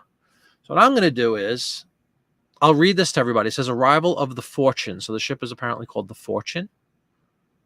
When the Fortune, the first ship to reach the shores of New England after the arrival of the Puritans, approached the harbor at Plymouth, it was thought to be a hostile French craft, and Governor Bradford ordered the cannon fired at the men assembled under arms. Fear soon turned to joy, however, when it was discovered that the Fortune was a friendly vessel with additional members of his colony. So we got a really cool image, apparently a little friendly fire going on because they thought it was an enemy ship. Anybody know the story? Any history buffs out there? I know Cameron is not a lumberjack, but are you a history guy? Is it a schooner ship? I don't know. That's a good question. Cudahy? Thank you very much. Is that how it's pronounced, Dawn? Cudahy. Dawn is always one to phonetically spell stuff so I could attempt to say the words. I appreciate that very much. But again, really nice image. I mean, super nice image. Obviously historical. And who the heck is this signature by at the bottom? I'm going to let me do one more bit of forensic work here on this photo and see if we can blow it up really big and take a look at the signature. And then maybe we'll take a look collectively at this artist. No problem, Cameron. I'm just kidding around. Because before, when I foolishly said, hey, where are my, what did I say? Where's my lumberjacks? Here we go. Puritan bacon. I'm going to blow this up as much as I can.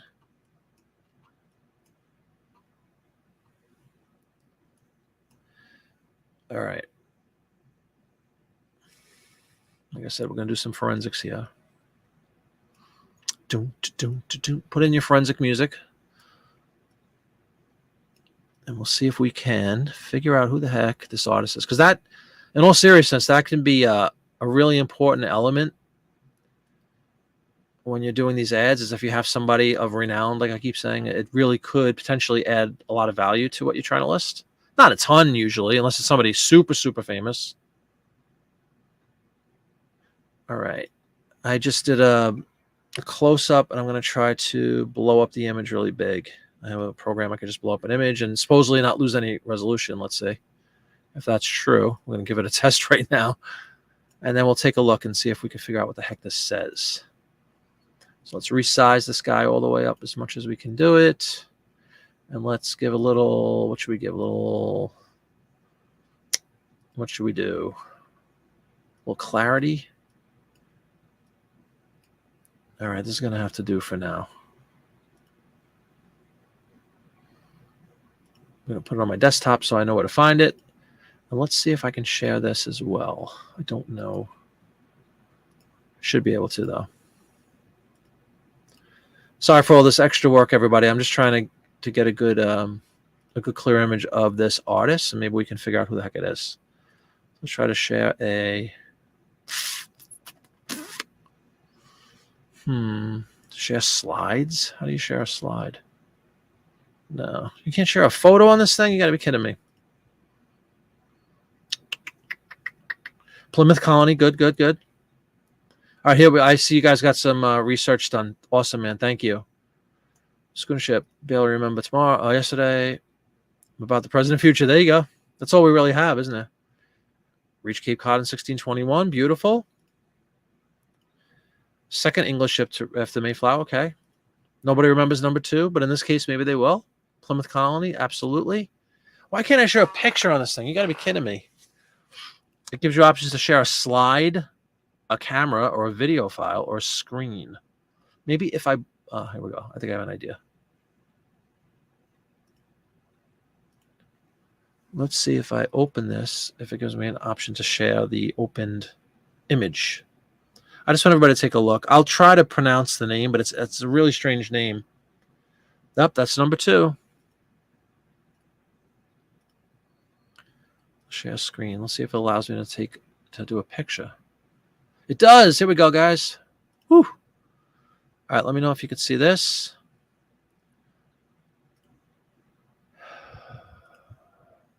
Okay. There we go. Does everybody see that? Is it... It looks like Brady or Brainerd, Crandall. I don't know. You guys, I don't want to jade anybody's thoughts here. Take a look and tell me what you think that says. If anybody wants to go that extra mile and look this individual up or take a stab at it, I'd greatly appreciate it. And again, this is just an exercise to show you that potentially, if you have somebody really famous that did a piece of art, that could add value and it can make it much more collectible. And you definitely want to put the artist's name in your listing if it is somebody that's famous. Any thoughts on that artist's name? I really tried my best to, you see how tiny it is on the ad. I blew it up and I added like tons of a contrast on it to try to bring it out a little bit. But it's written in blue on a blue background. It's not the easiest thing to decipher here.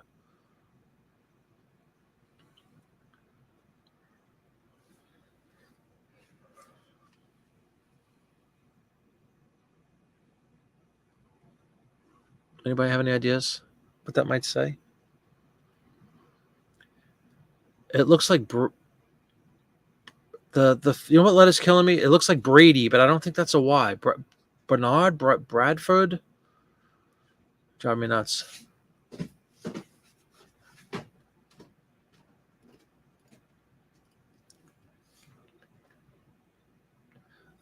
It's hard to tell.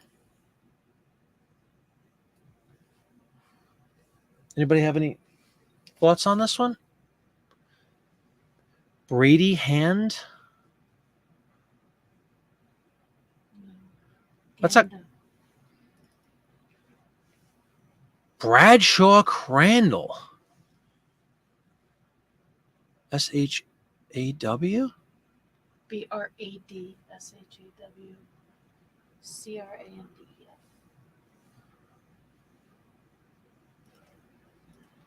That's amazing, Dawn. Seriously. Do you know who this is? Or is it somebody pretty famous? Bradshaw Crandall. Bradshaw Crandall art.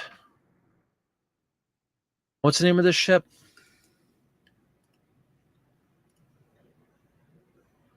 What do we say the name of this ship is?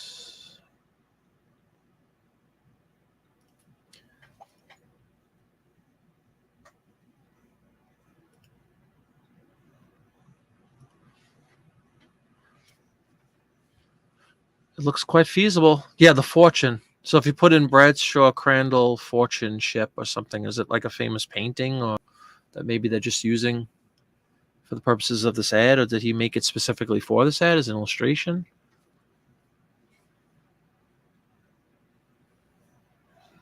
Popeye's saying, do I already have this ad listed on eBay? I might. In that case, I would just add another one to it. I don't know if I have this one specifically. It's possible.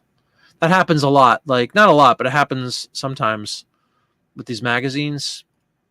If they're from the same period. Dawn with the signature close up. Cool.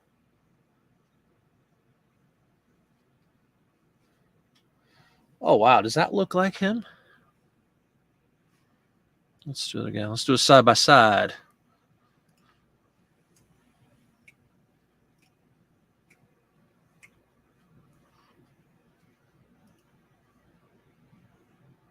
Now it's not coming on.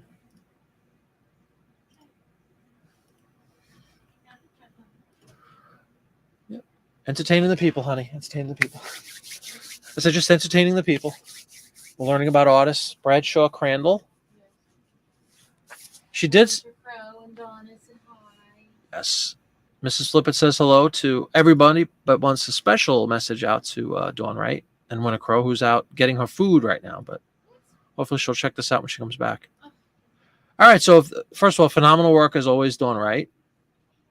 Now, part two of this equation is Bradshaw Crandall worthy of being, mentioned specifically in our little ad tonight. How about we get eBay screen back up, which I think I closed out inadvertently, so I sure do hope it saved it.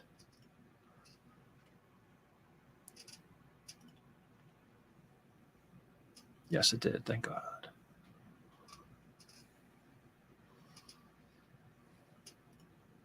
Okay, let us bring up that screen again.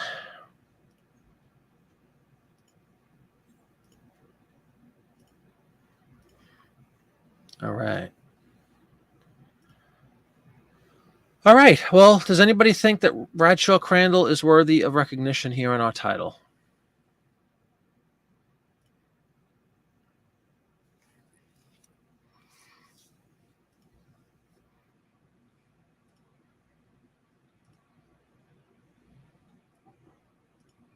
There's an Etsy listing for a litho of his and the signature. Okay, cool. Thank you, John. Appreciate it. He did a lot of portraits. Cool. So there you go. A lot going on in this ad, obviously. We have this awesome ship. We have the whole Cape Cod thing. And what is it? The second one, Puritans. We already have Puritans. Try to get this in some sort of semblance of order. What do we want to reference? We want to reference Pilgrims, maybe? Cape Cod. Is that where we figured out they landed? And then we'll put, of course, it's got to be like a 3-name artist, right? Oh, no, it's, what is it?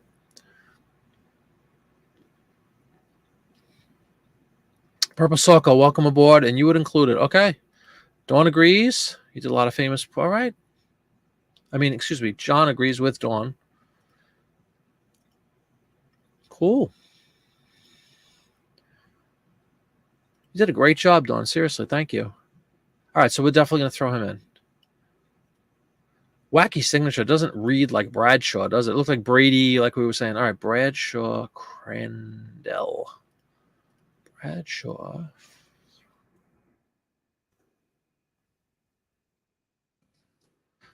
Can't fit artist, which kind of drives me nuts, but it's all right. Hopefully the name is enough just by having the name on there. That's a really cool, that's a cool one. And as John alluded to, I might very well have this listed already on another one, but it's okay. I'll have 2 listings now, and it'll be a different title. I don't know if I had Bradshaw Crandall in the last one, if this one is up. So, but you'll see that. I know postcards, right? Lots of times you have duplicates, but with print ads once in a while too, if you have, it could even be, it could be a Life magazine and a Good Housekeeping and a whatever other magazine. If they're of the same time period, advertisers didn't discriminate. They would try to advertise in multiple magazines. So it's very possible I already have this. But again, I'm sure the title isn't going to be exact, so I don't care. All right. I like it. I like it a lot. I love it. It's a really nice, very, very nice painting. All right. We will list this one. Unless anybody has any objections, speak now, forever.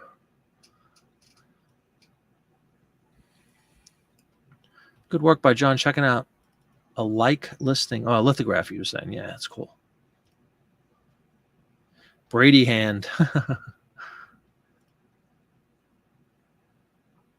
There you go, Jeff. Did 32 different print ad pieces. Nice. Arrival of the Fortune Ship. Yeah, that's me. All right, cool. So it's a different title. I don't care. It's 2 different ads. It's not the same magazine, John. Like, it's 2 different magazines. So that's cool. How did I blow off Mr. Crandall here? Thank you. Thank you very much. It's a great group of people every week, twice a week, or even sometimes 3 times a week. It's the best darn group out there on YouTube, I'd say.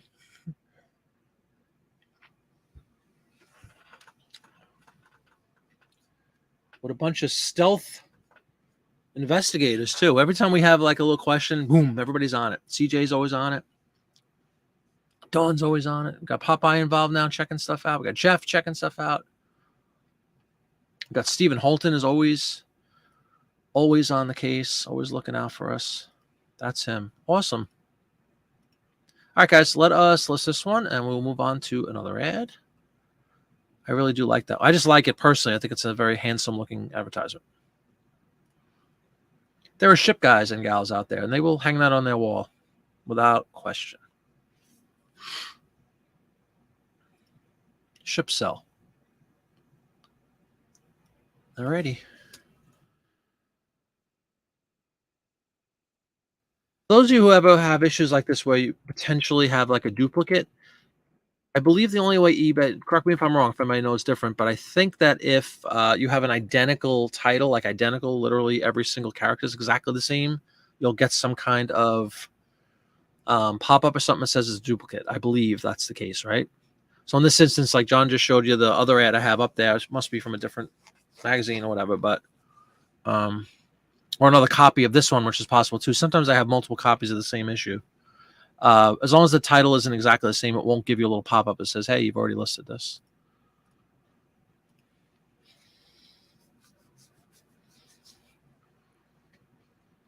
All right. Let me get rid of the Mr. Crandall's blow-up message, which I had saved in my folder. Let's get rid of the bacon ad. And remember what I was saying earlier about the product being secondary sometimes? I think this is a perfect example of that, where, it's the ship that's going to sell this ad, not the stupid bacon. All right, let's try to continue with food until we have exhausted all the food ads, and then we'll move on to some other areas here. We have, let's see. I mean, yeah, well, why not? Not the most exciting product again, but kind of weird looking, almost ghostly looking image. This is for Diamond crystal salt. You did know that that's the way to a man's heart, by the way. Diamond crystal salt. That's the answer. Iodized, if you wish. What's kind of cool back here is obviously it looks like a wedding. It's almost like a reverse silhouette, right? It's a black background with a white foreground. Kind of weird, kind of interesting. See what everybody thinks about that one. We'll give it a quick gander, and then we'll get some particulars up there in the listing, and then we'll take a close look at the photo and discuss away. Yes, happens to you all the time. It's always at number 2, number 3. Yeah. You've done it anyway. Jim says, I've only seen it when it's a consecutive card. Okay. Popeye said he ran a duplicate find or 2 on the eBay listings, and there were about 24. Wow, really? Oh, so they don't give you any kind of warning? I thought they would give you a warning that says that this is already up.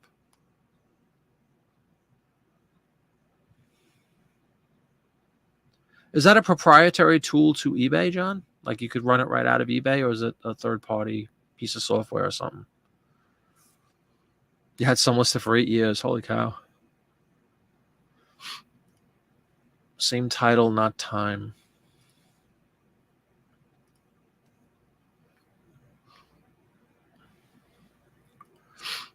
Excuse me, I'm getting stuffed up for some reason all of a sudden. Can't remember. Okay. No problem. I do believe I've seen something like that, but I don't know that I would trust a proprietary tool from eBay, honestly. Alrighty. Well, anyway, we have this exciting diamond crystal salt ad here to work with. So let us go in there and type diamond crystal salt. It's pretty funny there, right? Iodized, if you wish.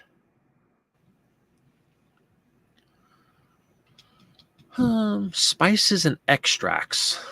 Would we consider salt a spice and/or extract, folks? That's a question to the group. See this category? Spices and extracts.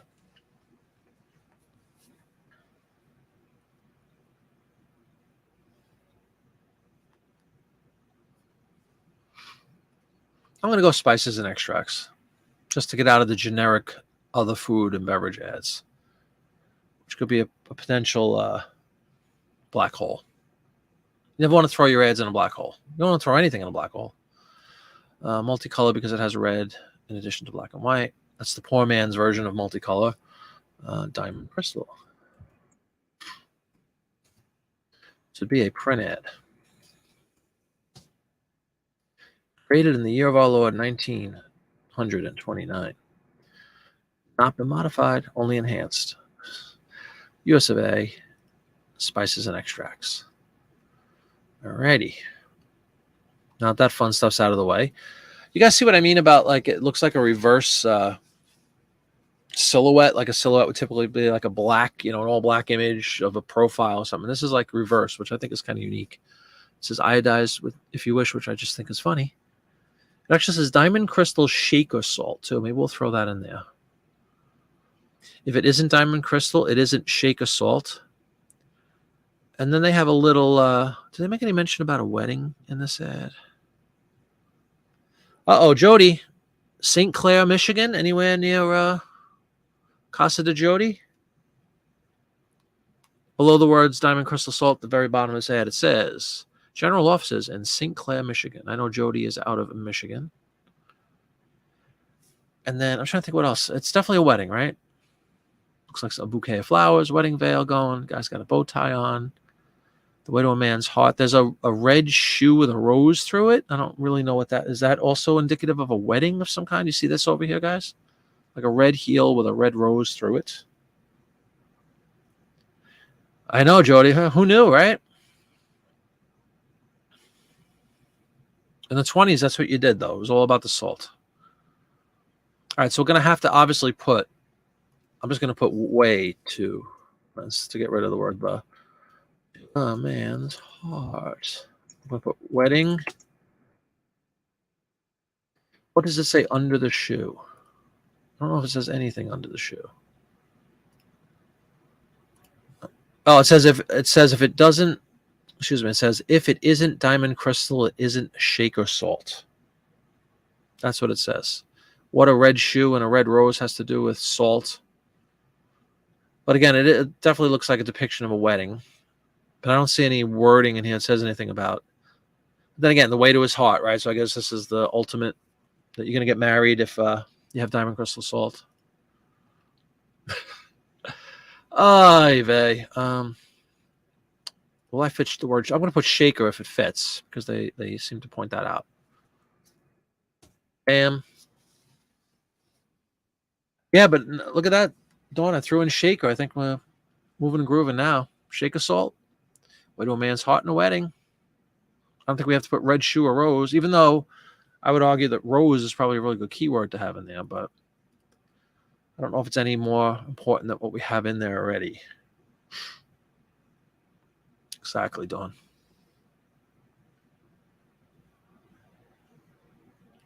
All right, I'm going to list one. This is a really quick one. Good one. Bam. Let's get rid of it. I want to get out of this food type ads, but we had several to work on tonight, so I figured we'll just bang them all out at once, and then we'll move on to something else. If anybody wants to hang out a little longer and do some more. So there's the salt is gone. Let's see what awaits next. All right. Bye-bye, salt.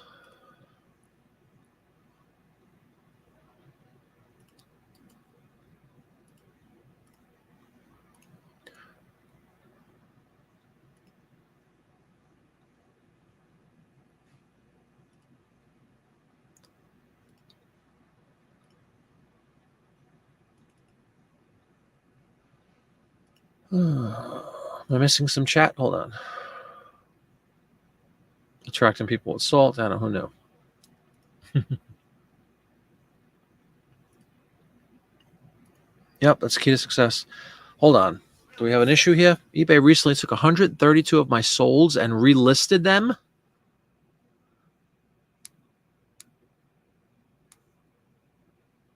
Thank goodness they did so many, so I noticed the jump number of... Right, as opposed to just doing like one or two where it might have slipped in, right? Yeah, that's a crazy, that's a really bad glitch. And with that kind of volume, Purple Circle, isn't it possible if, like, God forbid, another one sold, right, and it had already sold months ago, it's probably pretty easy to forget, potentially, that one of those sold. And then you go nuts, pulling your hair out, trying to find this stupid thing, and you sold it 6 months ago. That is not cool. Not cool at all. Something else to look at, I guess, right? If anybody sees the active listings jump by that, like 100 or more overnight, when you didn't list anything. Dawn, the cargo close to me makes pet food. Okay, let us pull up another one. We got the salt. Do we have any? Yeah, of course we do. I was just going to say, I think we're done with the food, but we're not. God forbid. We have at least this one new one. And this is for Philadelphia cream cheese.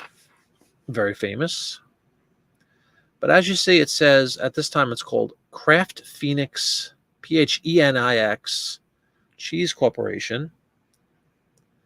And if you guys can notice at the bottom, the extreme bottom left, there's an image of like a mother and a son or something having what looks like it's just a, I guess like a grilled cheese sandwich. It says Philadelphia cream cheese.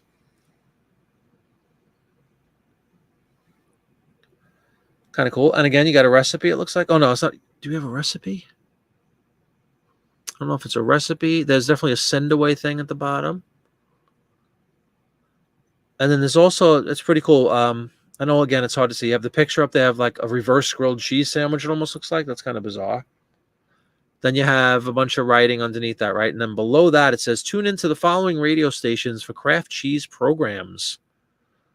And Tuesday and Wednesdays and Thursdays, 11 o'clock. They have like, shows, radio programs was sponsored, obviously, just like now, commercials by certain products. And apparently Kraft cheese sponsored several radio shows, which is kind of cool. That's another like element of collectability if you want to reference that in your ad, old-fashioned radio shows. And it looks like this is a tomato sandwich with Kraft cheese sauce on top of it. That's what that image is. Looks like a BLT, basically. With that, hold the L and add the C. It's a bacon, cheese, and tomato sandwich. So kind of cool. But it is indeed Philadelphia cream cheese. Then up here you have Kraft. So what to do? You have Kraft American at the top right, and then you have Philadelphia cream cheese at the bottom. Both apparently made by Kraft Phoenix Cheese Corp. Let's see. Let's just get Kraft in there to start it. Let's go Kraft cheese. I do know that they have a cheese and dairy or something like that category. Yeah, dairy advertising. Fine. It's a winner to me. Multicolor. Original. Kraft. Is Kraft? Yes, Kraft. Add. Fine.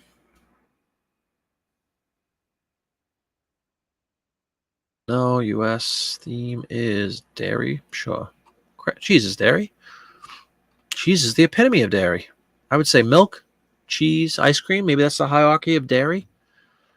What do you guys think? All right, Kraft cheese. And we have a tomato sandwich. Yes, and it is a luncheon, indeed. Very, very fancy. A new cheese dish for your luncheon. Why don't we have luncheons anymore? You know what I mean? Every day there should be a luncheon. Tomato. Was it tomato sandwich? Tomato sandwich, yes it was. Tomato sandwich. Luncheon.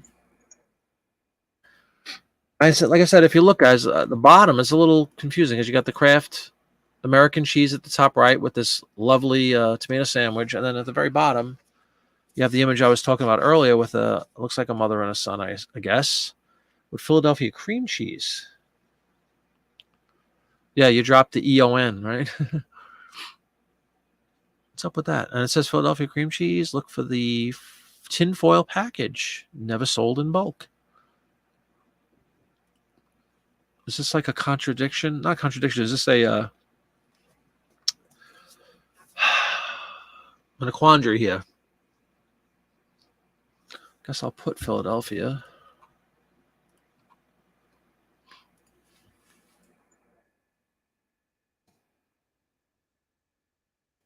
Not going to write the word cheese again. That's it. End of discussion. Simple ones you just throw in there. Not a lot to talk about. It's cheese, right? That's another listing. So let's list it. For the love of God, hopefully we'll be done with these food ads for a little bit.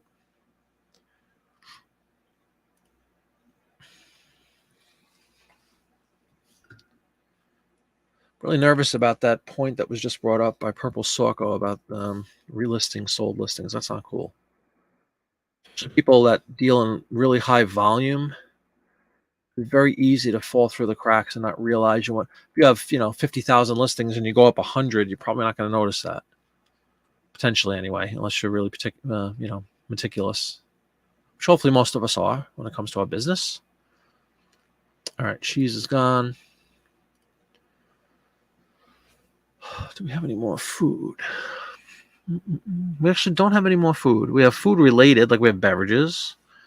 We have some appliances that deal with food, but I don't think we have any more actual food items. So what do you guys prefer? We have a few appliance ads. We have a few beverage ads. Of course, we have a car ad. Would you guys like to go? I have a really good one, which is I just sold an ad by this company very recently. So I'm tempted to bring that up because it's not something you see every day. It's kind of cool.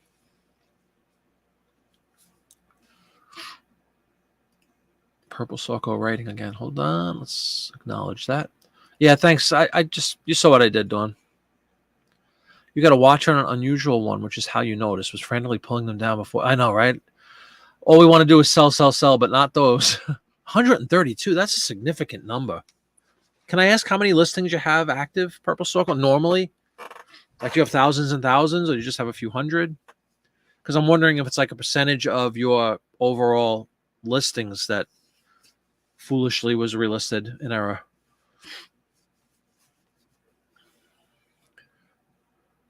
Appliance, yeah, sure. If you had a duplicate but sold eBay, you would have been dinged. Oh, of course they would. It's somehow it's your fault. Yeah, 5,800. Yes, that's a good on you for noticing the 100. The 100, whatever it was, 132. You said.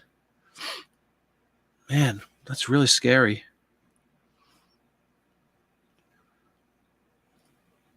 I mean, it's a very small percentage, but still, who cares, right? That's absolutely ridiculous.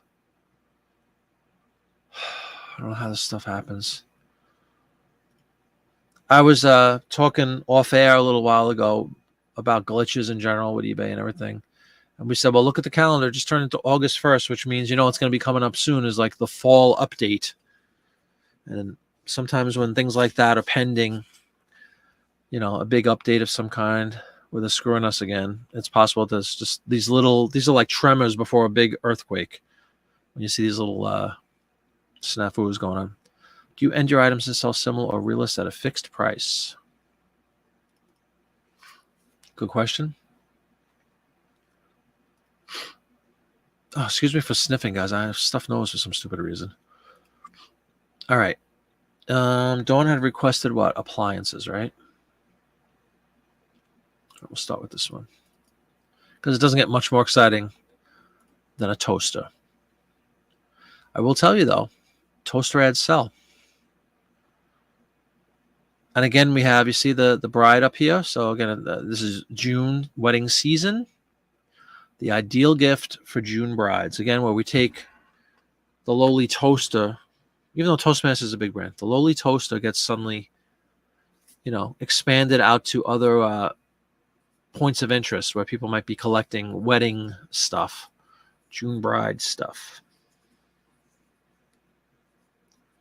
And then sell similar, that wasn't how it happened. Okay. Anyway, let me just start this and we'll continue that conversation. Toastmaster.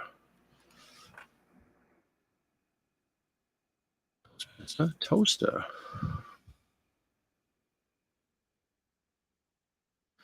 I like and there's a category right here, household appliances. I like the whole June bride thing. And my own personal category is going to be household items. Stop watching toast turning. Stop watching toast, turning it, burning it. I don't even know what that means. We're going to go with the whole ideal gift for June brides. And that might be the end of the story, folks. The ideal gift for June brides. Well, this toast is automatic. Systematic.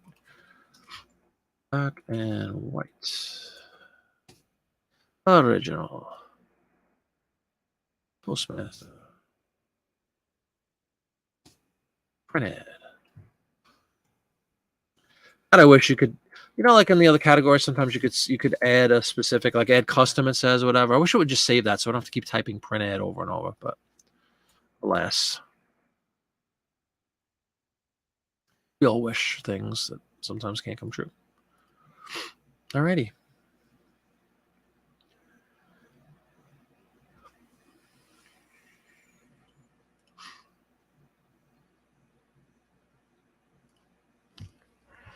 You pulled up your solds in one window and it searched active for them. It was really weird. Not every sold got relisted. About 70% from that time period. What was the time period? I apologize. Did you put that already? Like, is it a week, a month? Really scary stuff, actually. And it's not a one-off like that. If Purple Circle had that happen, odds are some of us might experience this too. So definitely keep an eye on your active totals right now. Prior totals had the flaps that came. Oh, that's true. Yeah, right. So you had to watch it. That's true. Right, it didn't just pop up. That's why it's butter ready. There you go. Yeah, that is rough. 3.5 weeks. Even that's kind of bizarre, right? Not quite a month. Like, what the heck is going on? Not cool in any way. Stop watching toast, turning it, burning it. Well, that's pretty much it. I have Toastmaster Toaster. I have the ideal gift for June brides because I think that's a selling point here. And you have the actual, maybe we'll put, what else? What else would you guys put? Automatic, you were saying, right? Or electric. Automatic. Is that enough space? Let's see. Toastmaster automatic. No, we'll just write. I'm just going to put auto. Now, because that might be confused for car. 2 slice. How about electric? 1 digit. Come on. I'm going to put ideal. The word "the" is sort of unnecessary. Ideal gift for June brides. Electric. What's more important, electric or automatic?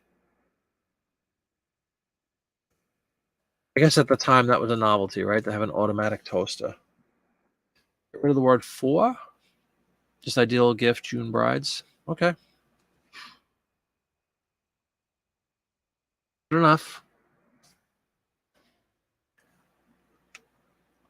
Look at Dawn just shouting out commands at this point. Not, hey, how about you guys get rid of the word "for"? Yes, silly boy. All right. Then you could fit one of them. Electric will probably be better than automatic. See, now she's criticizing me. I don't know. I think they're both kind of important. Automatic hints to the fact that they pop up, like you were saying, instead of the old-fashioned where you had to like literally watch it and just unfold them. This is an automatic pop-up.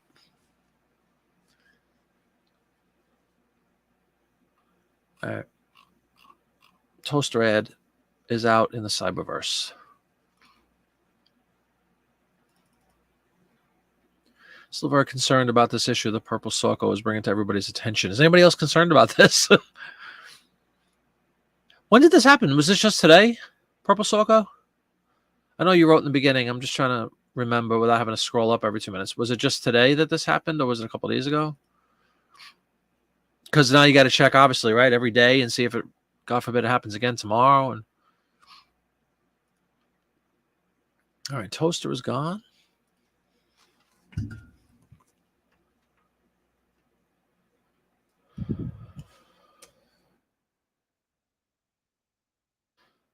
When you got bigger fish to fry, you're helping me.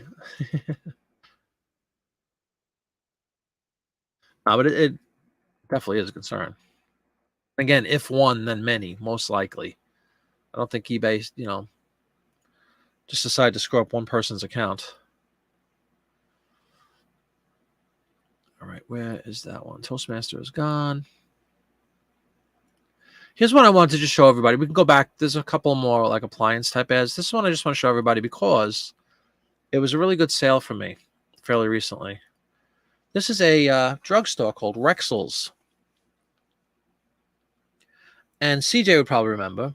A couple of people might remember. I don't know if we listed this Rexall drugstore ad together on a show or if I did it by myself. I don't remember anymore. But I thought we had a conversation about the company because I know usually like with certain companies, let's say they ring a bell, but they're old-fashioned or whatever, and somebody will chime in and say, yes, Rexall existed from 1877 to 1941, And for some reason, this one's ringing a bell. But I did sell a Rexall drugstore ad fairly recently, and there are a lot of goodies over here. Look at these flappers, right, Dawn? Would these be flappers? I'm not sure. Those the 20s style hats, definitely something cool. Oh, so they still exist, Dawn. Cool, okay. Toilet goods sale, Rexall's drugstore. Very cool. So let us begin this one.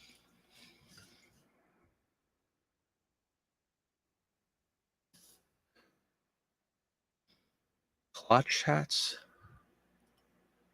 It looks familiar, right? Look at this. Beautiful. Retail stores, drugstores is a category. And then I'm going to put for my home, my internal store category, we will put, what do we put? What do we put? Do I have a store category? Let's see. Hold on. I could put it anywhere and I could fix it later, but sometimes when I come up with certain ads, like I wind up creating a new category that I didn't have previously within my eBay store. This might be one of those cases. Could have sworn I had like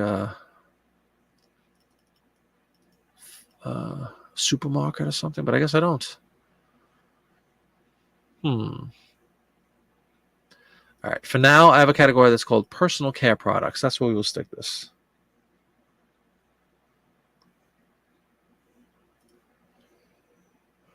Cloche.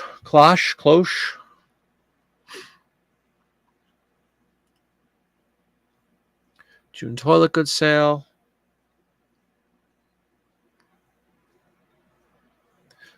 But does everybody see all that's going on here? You know, you have a lot of, looks like all, of course, housewives shopping in there, and a couple of guys with those white hats. Got a mom and daughter there, all oohing and eyeing at the wondrous drugstore items being presented here for the toilet goods sale. Toilet obviously taking on a completely different meaning at that point, where it's like toiletries, you know, bathroom products, not actual toilet sale. Kind of cool. They have all sorts of soaps and brushes and perfumes and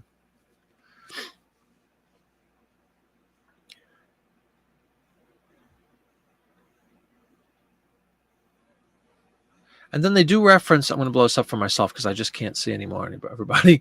Let me blow this up. I'll read a little bit to you guys. All right. Underwhere it says, toilet goods sales at your Rexall drugstore.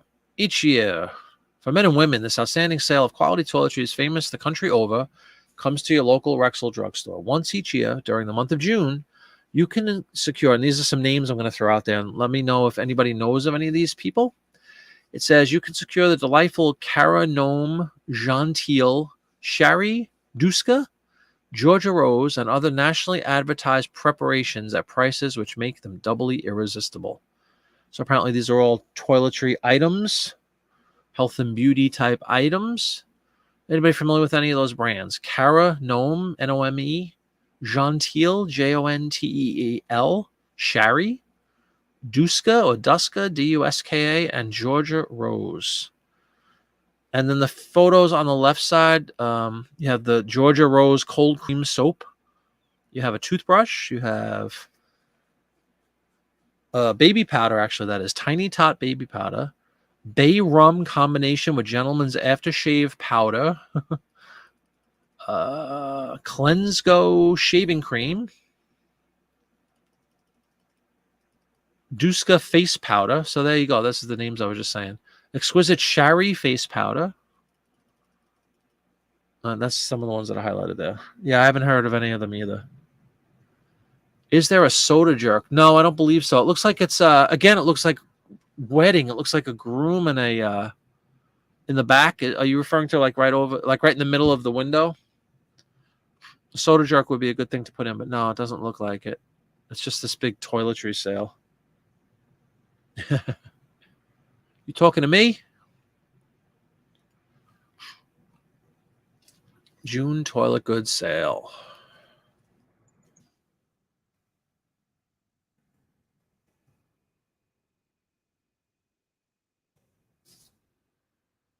Anyway, Rexall, I've sold them before. And I guess we'll put what else? What were we saying, Dawn, about the style of hats? Everybody agree with the style? Anything else like noteworthy about the clothing? Sometimes that's really important to point out, or helpful to point out, I should say. Not necessarily important, but you could help. You could help attract people to your listings. Cloche. Okay. Do I just put that word or put cloche hats?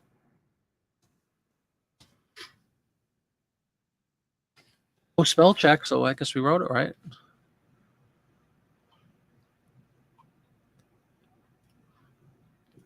My goodness, I was heavily involved in the title. I forgot to fill out these basics. Rexalls. Printed. Hats. Okay, cool. Thank you. I got that in there. 29. Modified. US of A. Drugstores. I guess I could just put Rexall singular, right? All right. Thank you, Dawn, once again. Just got to get a button that says, thank you, Dawn. Thank you, Dawn. Thank you, Dawn. Let's list this guy. I just wanted to show everybody because it's a cool ad, and I did have success with it previously. So certain ones you remember.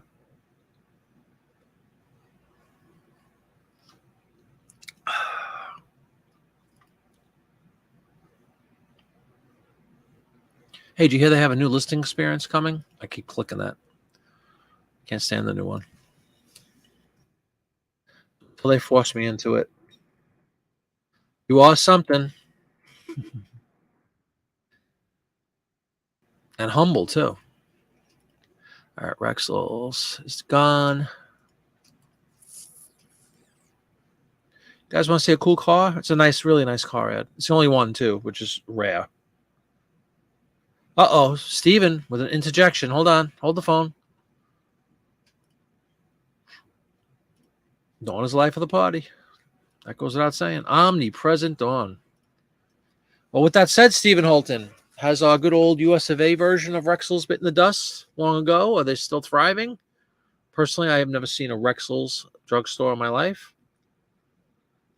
which dates back to the mid-'60s or so. So I have not seen. Doesn't mean they don't exist. It just means I haven't seen them. And ladies and gentlemen, it's that time of the program where he reaches down, most likely will choke on a couple of crunchy Bavarian-style pretzels. When you need that little kick of salt, will crunch. We reach down for that, and then usually I'll choke within 5 or 10 minutes on said pretzel to entertain the folks a little more. They're closing 77. Okay, cool. Again, and that can, that's sometimes a good thing for the purposes of selling your ad, because that's something you can't come across anymore. You won't come across anymore. It might be a dear store to people in their memories. Alrighty, let's see what else we got. Rexels is gone. Let's check out this car ad. It's for Cadu, as they used to say. Nope, honeycombs have been relinquished back to the pantry, actually. That was a one and done with me, Dawn, right? I'm not a big honeycomb. We talked about the product, honey itself, and how putrid it really is when you think about it, and I bailed on the honeycomb. Here we go. We got the Cadillac LaSalle. GR old LaSalle ran great. All in the family, right? Not a cool ad? Look at that thing. It's like a forest green color. Really cool. Car ads. We all know the drill. Car ads, uber popular. The quiet assurance of quality that speaks eloquently to people of taste. That's right. And we have another one of those cloche hats apparently up there, Dawn. Do you see that? The chick on the left with the bluish dress. Looks like she might be sporting a cloche, whatever you want to say, hat. But this is, in fact, ladies and gentlemen, a Cadillac. By the way, 1929. The Fleetwood is $7,000 in 1929. That's a fortune for a car. Where's my CJ? CJ's usually my mathematician guy that will translate dollars or adjust for inflation. $7,000 in 1929 is how much today? Any guesses? A lot. That's a very expensive car. The cheap one is $2,295 to $2,875, but the Fleetwoods go up to $7,000. It says, "Holy cannoli!" All right, so we do have the Cadillac. Oh, look at Steven. Dollar General has the rights. Cool. Cadillac. Whenever you see a Cadillac, you got to smile. See an old Cadillac ad? There we go. We got the Cadillac category. We also know, for those who have watched my shows in months, I was going to say years past, that doesn't exist yet, but in months past, you will know that we always put a premium on automobile ads, particularly on a Cadillac ad, particularly from 1929. So let me just fill this out really quick. Print ad, Cadillac, original, multicolor, 1929. $120,000. Holy cow. That's ridiculous.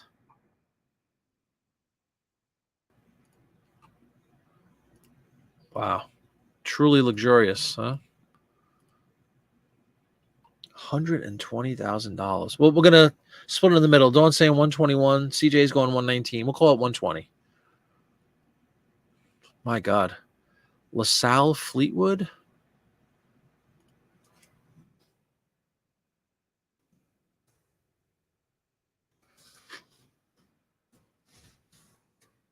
Quite the vehicle. I'll put Fleetwood because that's the one that's mentioned as the big bucks. We're gonna jack this one up by $24.99, and it will sell. Everybody saw my video recently. What was the car I sold? Was it $30, $24.99 or $29.99? I forgot. But car ads, you always put a little premium on them.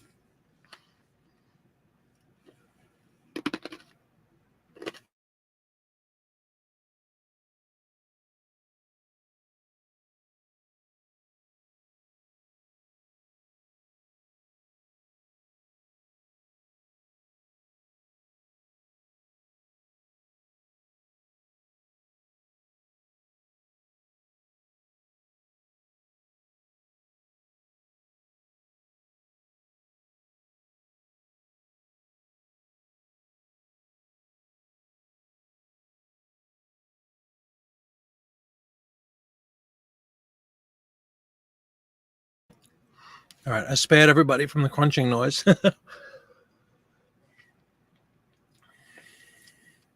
Really cool. Well, I guess the moral of the story is it's a fortune, around 120,000. Holy cow!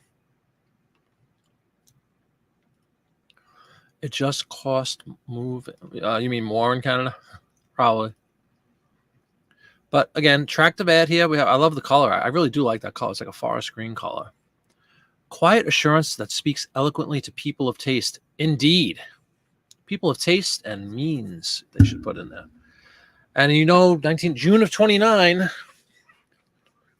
what ominous event is just around the corner that they don't know about yet in October?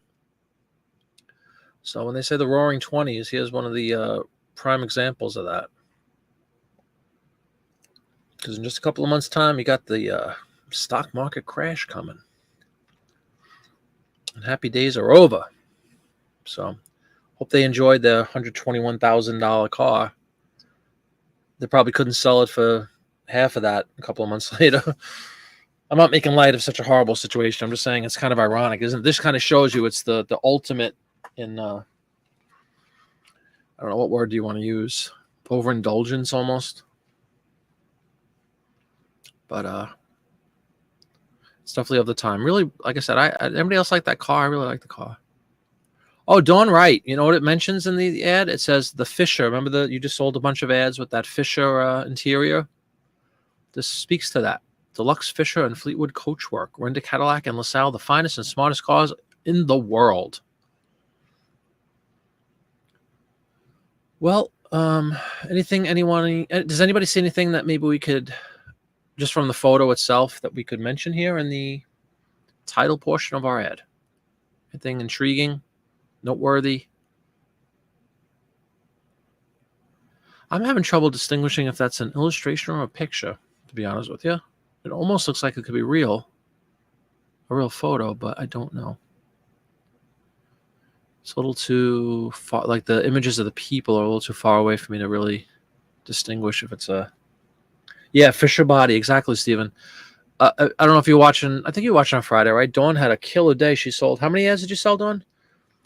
They basically ran every ad that Dawn had that had that word in there, the Fisher body or something. I think that was it, right, Dawn? Bought like every ad she had. It was like $250 or something. She made a killing on that night. And that will happen. You'll get somebody that swoops in, that collects whatever it is. And sometimes they will run the table, which is a beautiful thing, and get everything that you have. Yeah, it does look like a real photo. And a color photo for 1929. I mean, I guess they got the money. If they think about the money they're making on these cars. And that's also very telling. Certain products, based on the success and stuff, you got to remember the time again. And radio really was just starting. There was obviously no television yet. And an advertisement like this, it was expensive. It was an expensive proposition for a company to go out to magazines and stuff. And this one definitely spared no expense because it's a very vivid color image. which I'm sure was very expensive at the time. But again, if they're selling cars for that kind of money, I guess they had the means to pay for advertising like that.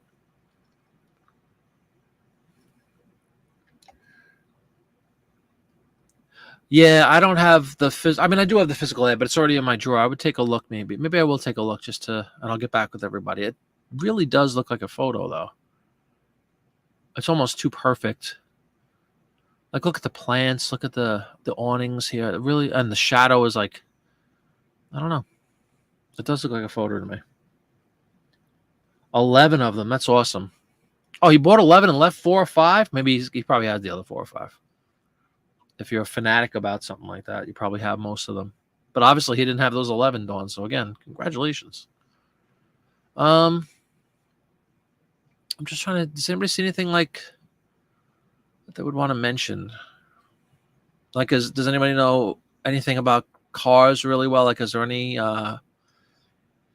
anything on this vehicle itself other than being a Cadillac and being obviously very expensive? Is there anything like cosmetically in the image itself of the car that stands out? Like, wow, it has a, like, whatever you call that. Is that like a convertible, I guess, in the back? Like the back of the car has like a convertible hood, sort of. The tire on the side, is that a novelty? Is that like an extra expense? It has runners, right? I think they're called, or floorboards or something.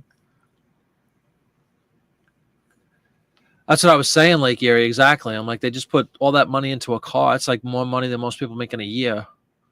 Even that, $7,000 in 1929. I bet you that's another. If anybody wants to look it up, what was the average household income?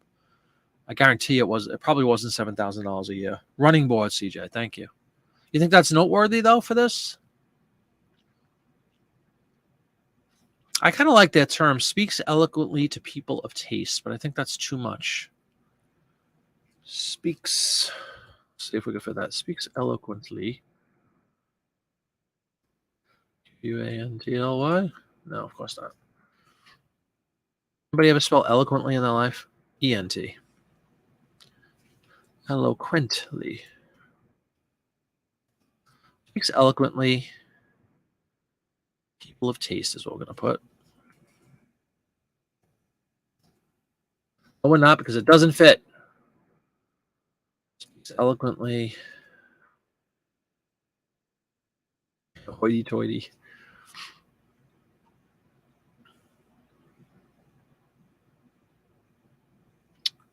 How about just quality? Quality speaks eloquently. That's a fancy car right there, everybody. How about just of taste? Speaks eloquently of taste. Is that what you mean?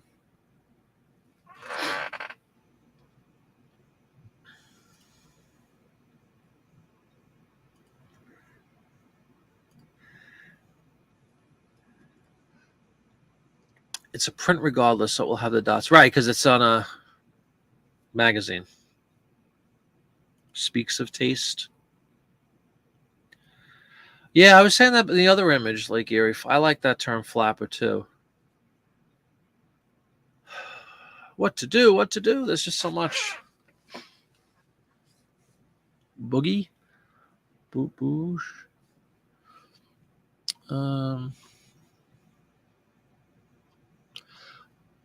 Honestly, the fact, just the title, Cadillac, 1929 Cadillac would probably draw people in just right out of the gate. And then I'll look at the picture. I don't know if we have to get into the minutia of, a flapper lady or the type of plant that's in the background or anything. But I mean, sometimes it really does pay to do that, get to that layer of detail. Cabriolet coupe. Uh-oh. Well, it does. All it says is LaSalle, Fleetwood. That's the two things it makes mention of. I think we're going to let this one roll. Haha, no pun intended. We're going to let the car ad roll. Jack that one up to 24. Bam. Made by Fisher Body of Fleetwood line. The ones that Dawn Wright sold.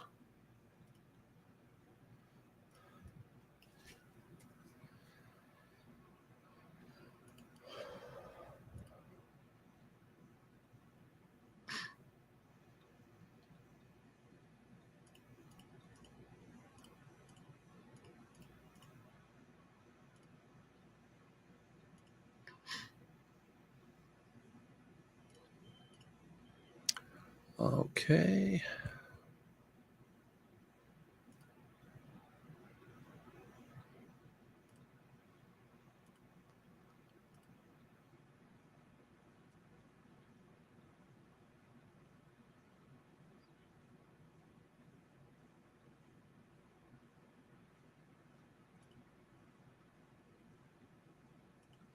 Sorry, I was just reading a quick email somebody sent me.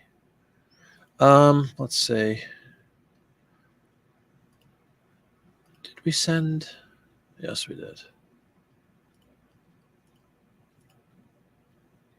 Okay. Where is Sherlock? Sherlock is cuddled up with mommy in bed as we speak, Dawn. It's 9:30 at night. That's what Sherlock does at 9:30. He cuddles up with mommy.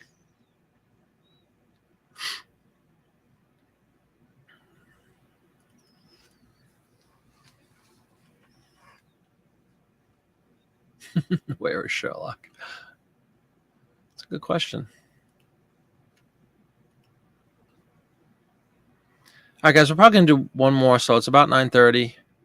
I'm still reeling from the weekend's activities, but I'd like to get at least a couple in. So what did we list tonight, everybody? Maybe 6 or 7 or 8, something like that. Yeah, he's a poor puppy. He needs his rest. He needs his puppy rest. Let's see what else we got. Cadillac is up and running. All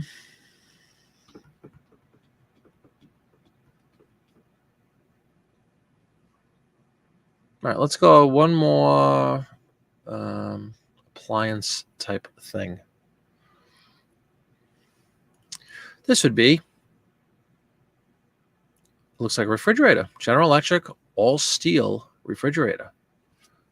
Again, we got, looks like it could be another flapper lady or whatever you want to say, whatever they're called, flapper girl. More than 250,000 users, and they haven't spent a single dollar for service. $215 for a refrigerator, which again is a lot of money. Talk about luxuries, the things we take for granted nowadays, right? That was a luxury to have an electric refrigerator. Not the biggest thing you'll see, but you know, you could put your Best Foods mayonnaise in there for sure. You could fit that maybe, and a piece of ham. But there you go, General Electric. Obviously a super successful brand, super successful name in many genres. And that's what we're going to present tonight for this ad. And again, she might be wearing that hat, Dawn, it looks like. Take a look at that. But let us put in some specifics here. We'll put General Electric.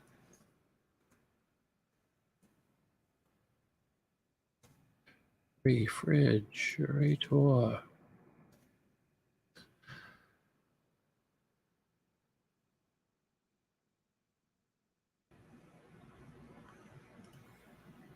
Appliances. Store category will be household. Not food, household. Why can't I spell? Here we go, household. Alrighty, let's take this guy back to reality. It's original, multicolor, General Electric. US, not modified, 1929. Ooh, as my keyboard battery is about to die. Hang on, guys. Let me just plug this in really fast. Sorry about that. I got a lovely little pop-up. I have what's called the MX Keys keyboard. It requires charging every so often. Gives me a nice little red pop-up. It says, plug in your keyboard. So let's do that.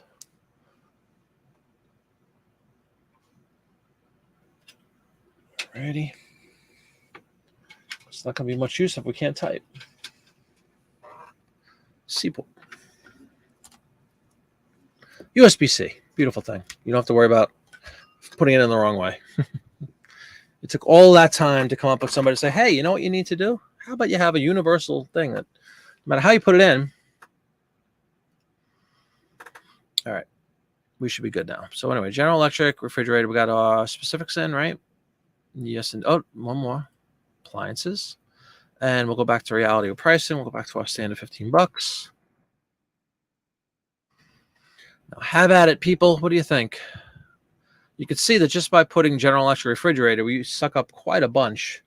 $3,700 is a lot of money for a refrigerator. Would you not agree, Jeff? Cameron's refrigerator plays music. Yeah, I know, right? Yeah, they've come a long way in 80, 90 years, whatever it is. Yeah. It's incredible, isn't it? Well, I guess, again, pretty cut and dry. It's a refrigerator. Not a whole lot to, cheer for here. They're hyping up the fact that they have 250,000 people with this refrigerator and not one has had a service issue. I mean, is that even possible? Is there any way to really, back that up? Who knows? Lori says right. Okay, I agree. Do we want to point out the whole flapper thing or that hat that Dawn was talking about earlier? Is that a hat or a hairstyle? It's actually hard to tell. Suave gentleman standing there, suit and tie, handkerchief going out of the pocket there on his lapel. And there's a great point by Lori. There you go. That's AC circa 1929. Just open that fridge with a bottle of milk, a bottle of beer, and some mayonnaise in there. That's what it looks like. That's about all you got going on in the fridge. And then mother can sit closely, cool off her legs. Look at her. She got the leg strategically placed directly in front of the cold air coming out. Pretty cool. What do you guys think as far as building the title here? Anything kind of cool? Anything, no pun intended, kind of cool? Yeah, but look at Jeff with the stunning number, 37.55 for that little refrigerator. Hardly seems worth it. Again, what is it, June, July, August, September? 4 months later, doomsday coming. So I hope mother enjoys her fake air conditioning.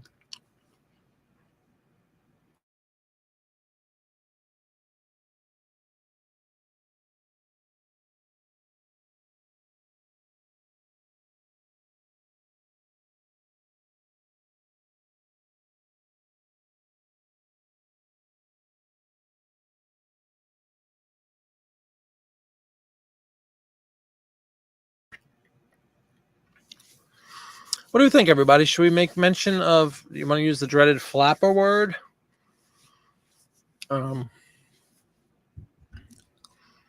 It's funny. It does look like they wheeled this, not wheeled, by the way. It doesn't have wheels, but they lugged this thing out like to the middle of the living room, apparently, just to cool off. I'm trying to read really quickly through the wording here to see if they say anything about that.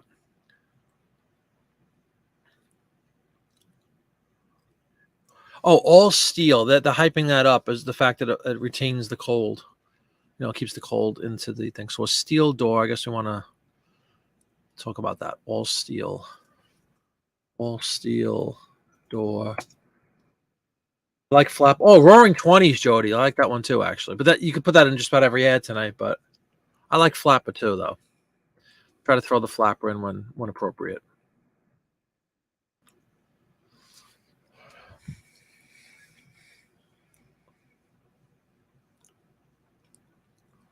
Oh, to save space, Jeff? Yeah, I've done that if I have a lot of other things to say. But what else can we really say on this one anyway? But that's good advice in general. Absolutely. You could put GE, which is also obviously universally understood to be General Electric. And then you could put General Electric in the brand at the bottom. Always got to get the flapper in, right, Lord? Whenever there's an opportunity to throw a flapper in, I mean, come on.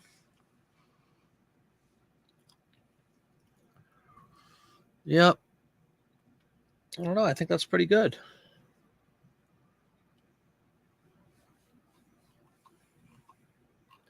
All right, we're going to go for it. We have a regular pricing. Yes, we do. Let's list this one.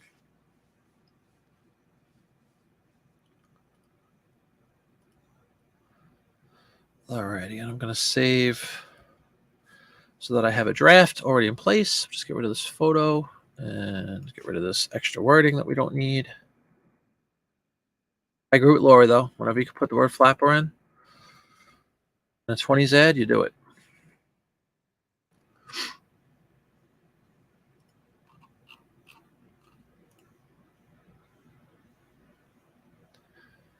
All right, we're going to shut down the listing portion of tonight's festivities. just because I'm getting a little bleary-eyed at this point, a little tired. But if anybody else has anything they want to bring up or talk about, feel free. Definitely concerned about Purple Socko's mentioning about those sold listings suddenly being relisted by eBay. Not cool. On a pretty grand scale, too, 130. That's significant. It's not like they accidentally listed one. So I would definitely recommend we all go in, check our active listings, and make sure they haven't suddenly increased for no good reason.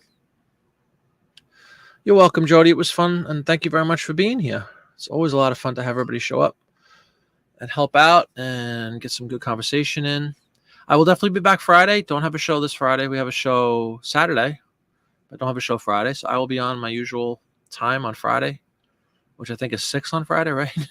Yeah, 6 o'clock on Friday. We'll do some more listing / conversation, chat. And then we will be, at that point, we'll only be about a week away from the huge shindig known as Paper Palooza on Whatnot, August 13th and 14th. I'll be on the 13th at 1 o'clock. And then Big John, Popeye will be closing out both nights, I think, at 10 o'clock. I know for sure on Saturday. I'm not sure on Sunday. Probably at 10 o'clock on both nights. So obviously check John out on Whatnot. The man is the master of all things postcards on Whatnot, on eBay, on YouTube. So check him out. If anybody hasn't seen John, go check him out on YouTube under Popeye's Postcards. And that about does it. I hope everybody had a good time. I had a great time. I really appreciate it. It flew by tonight. A mere 2.5 hours, which for us is like child's play.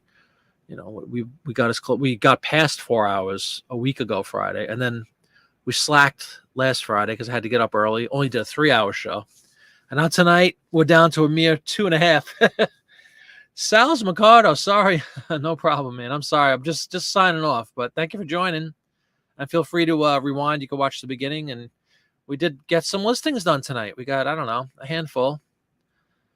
Good night, Jeff. You still got 50 ad drafts, so there you go. But I do appreciate you all coming in. Thanks so much. I see a bunch of thumbs up. I really appreciate it. If you haven't left a thumbs up, if you'd be kind enough to, I would appreciate it greatly. And again, I'll see everybody on Friday. We'll look to release a video. This at least 2 actually coming on my regular just videos.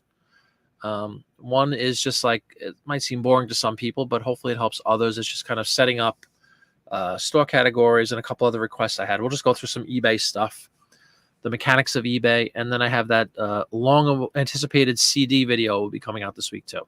So look for those prior to Friday, and maybe we could talk about some of that on Friday along with listing. So thanks again, everybody. Hope you have a great week and a great night. Peace and love. Bye-bye.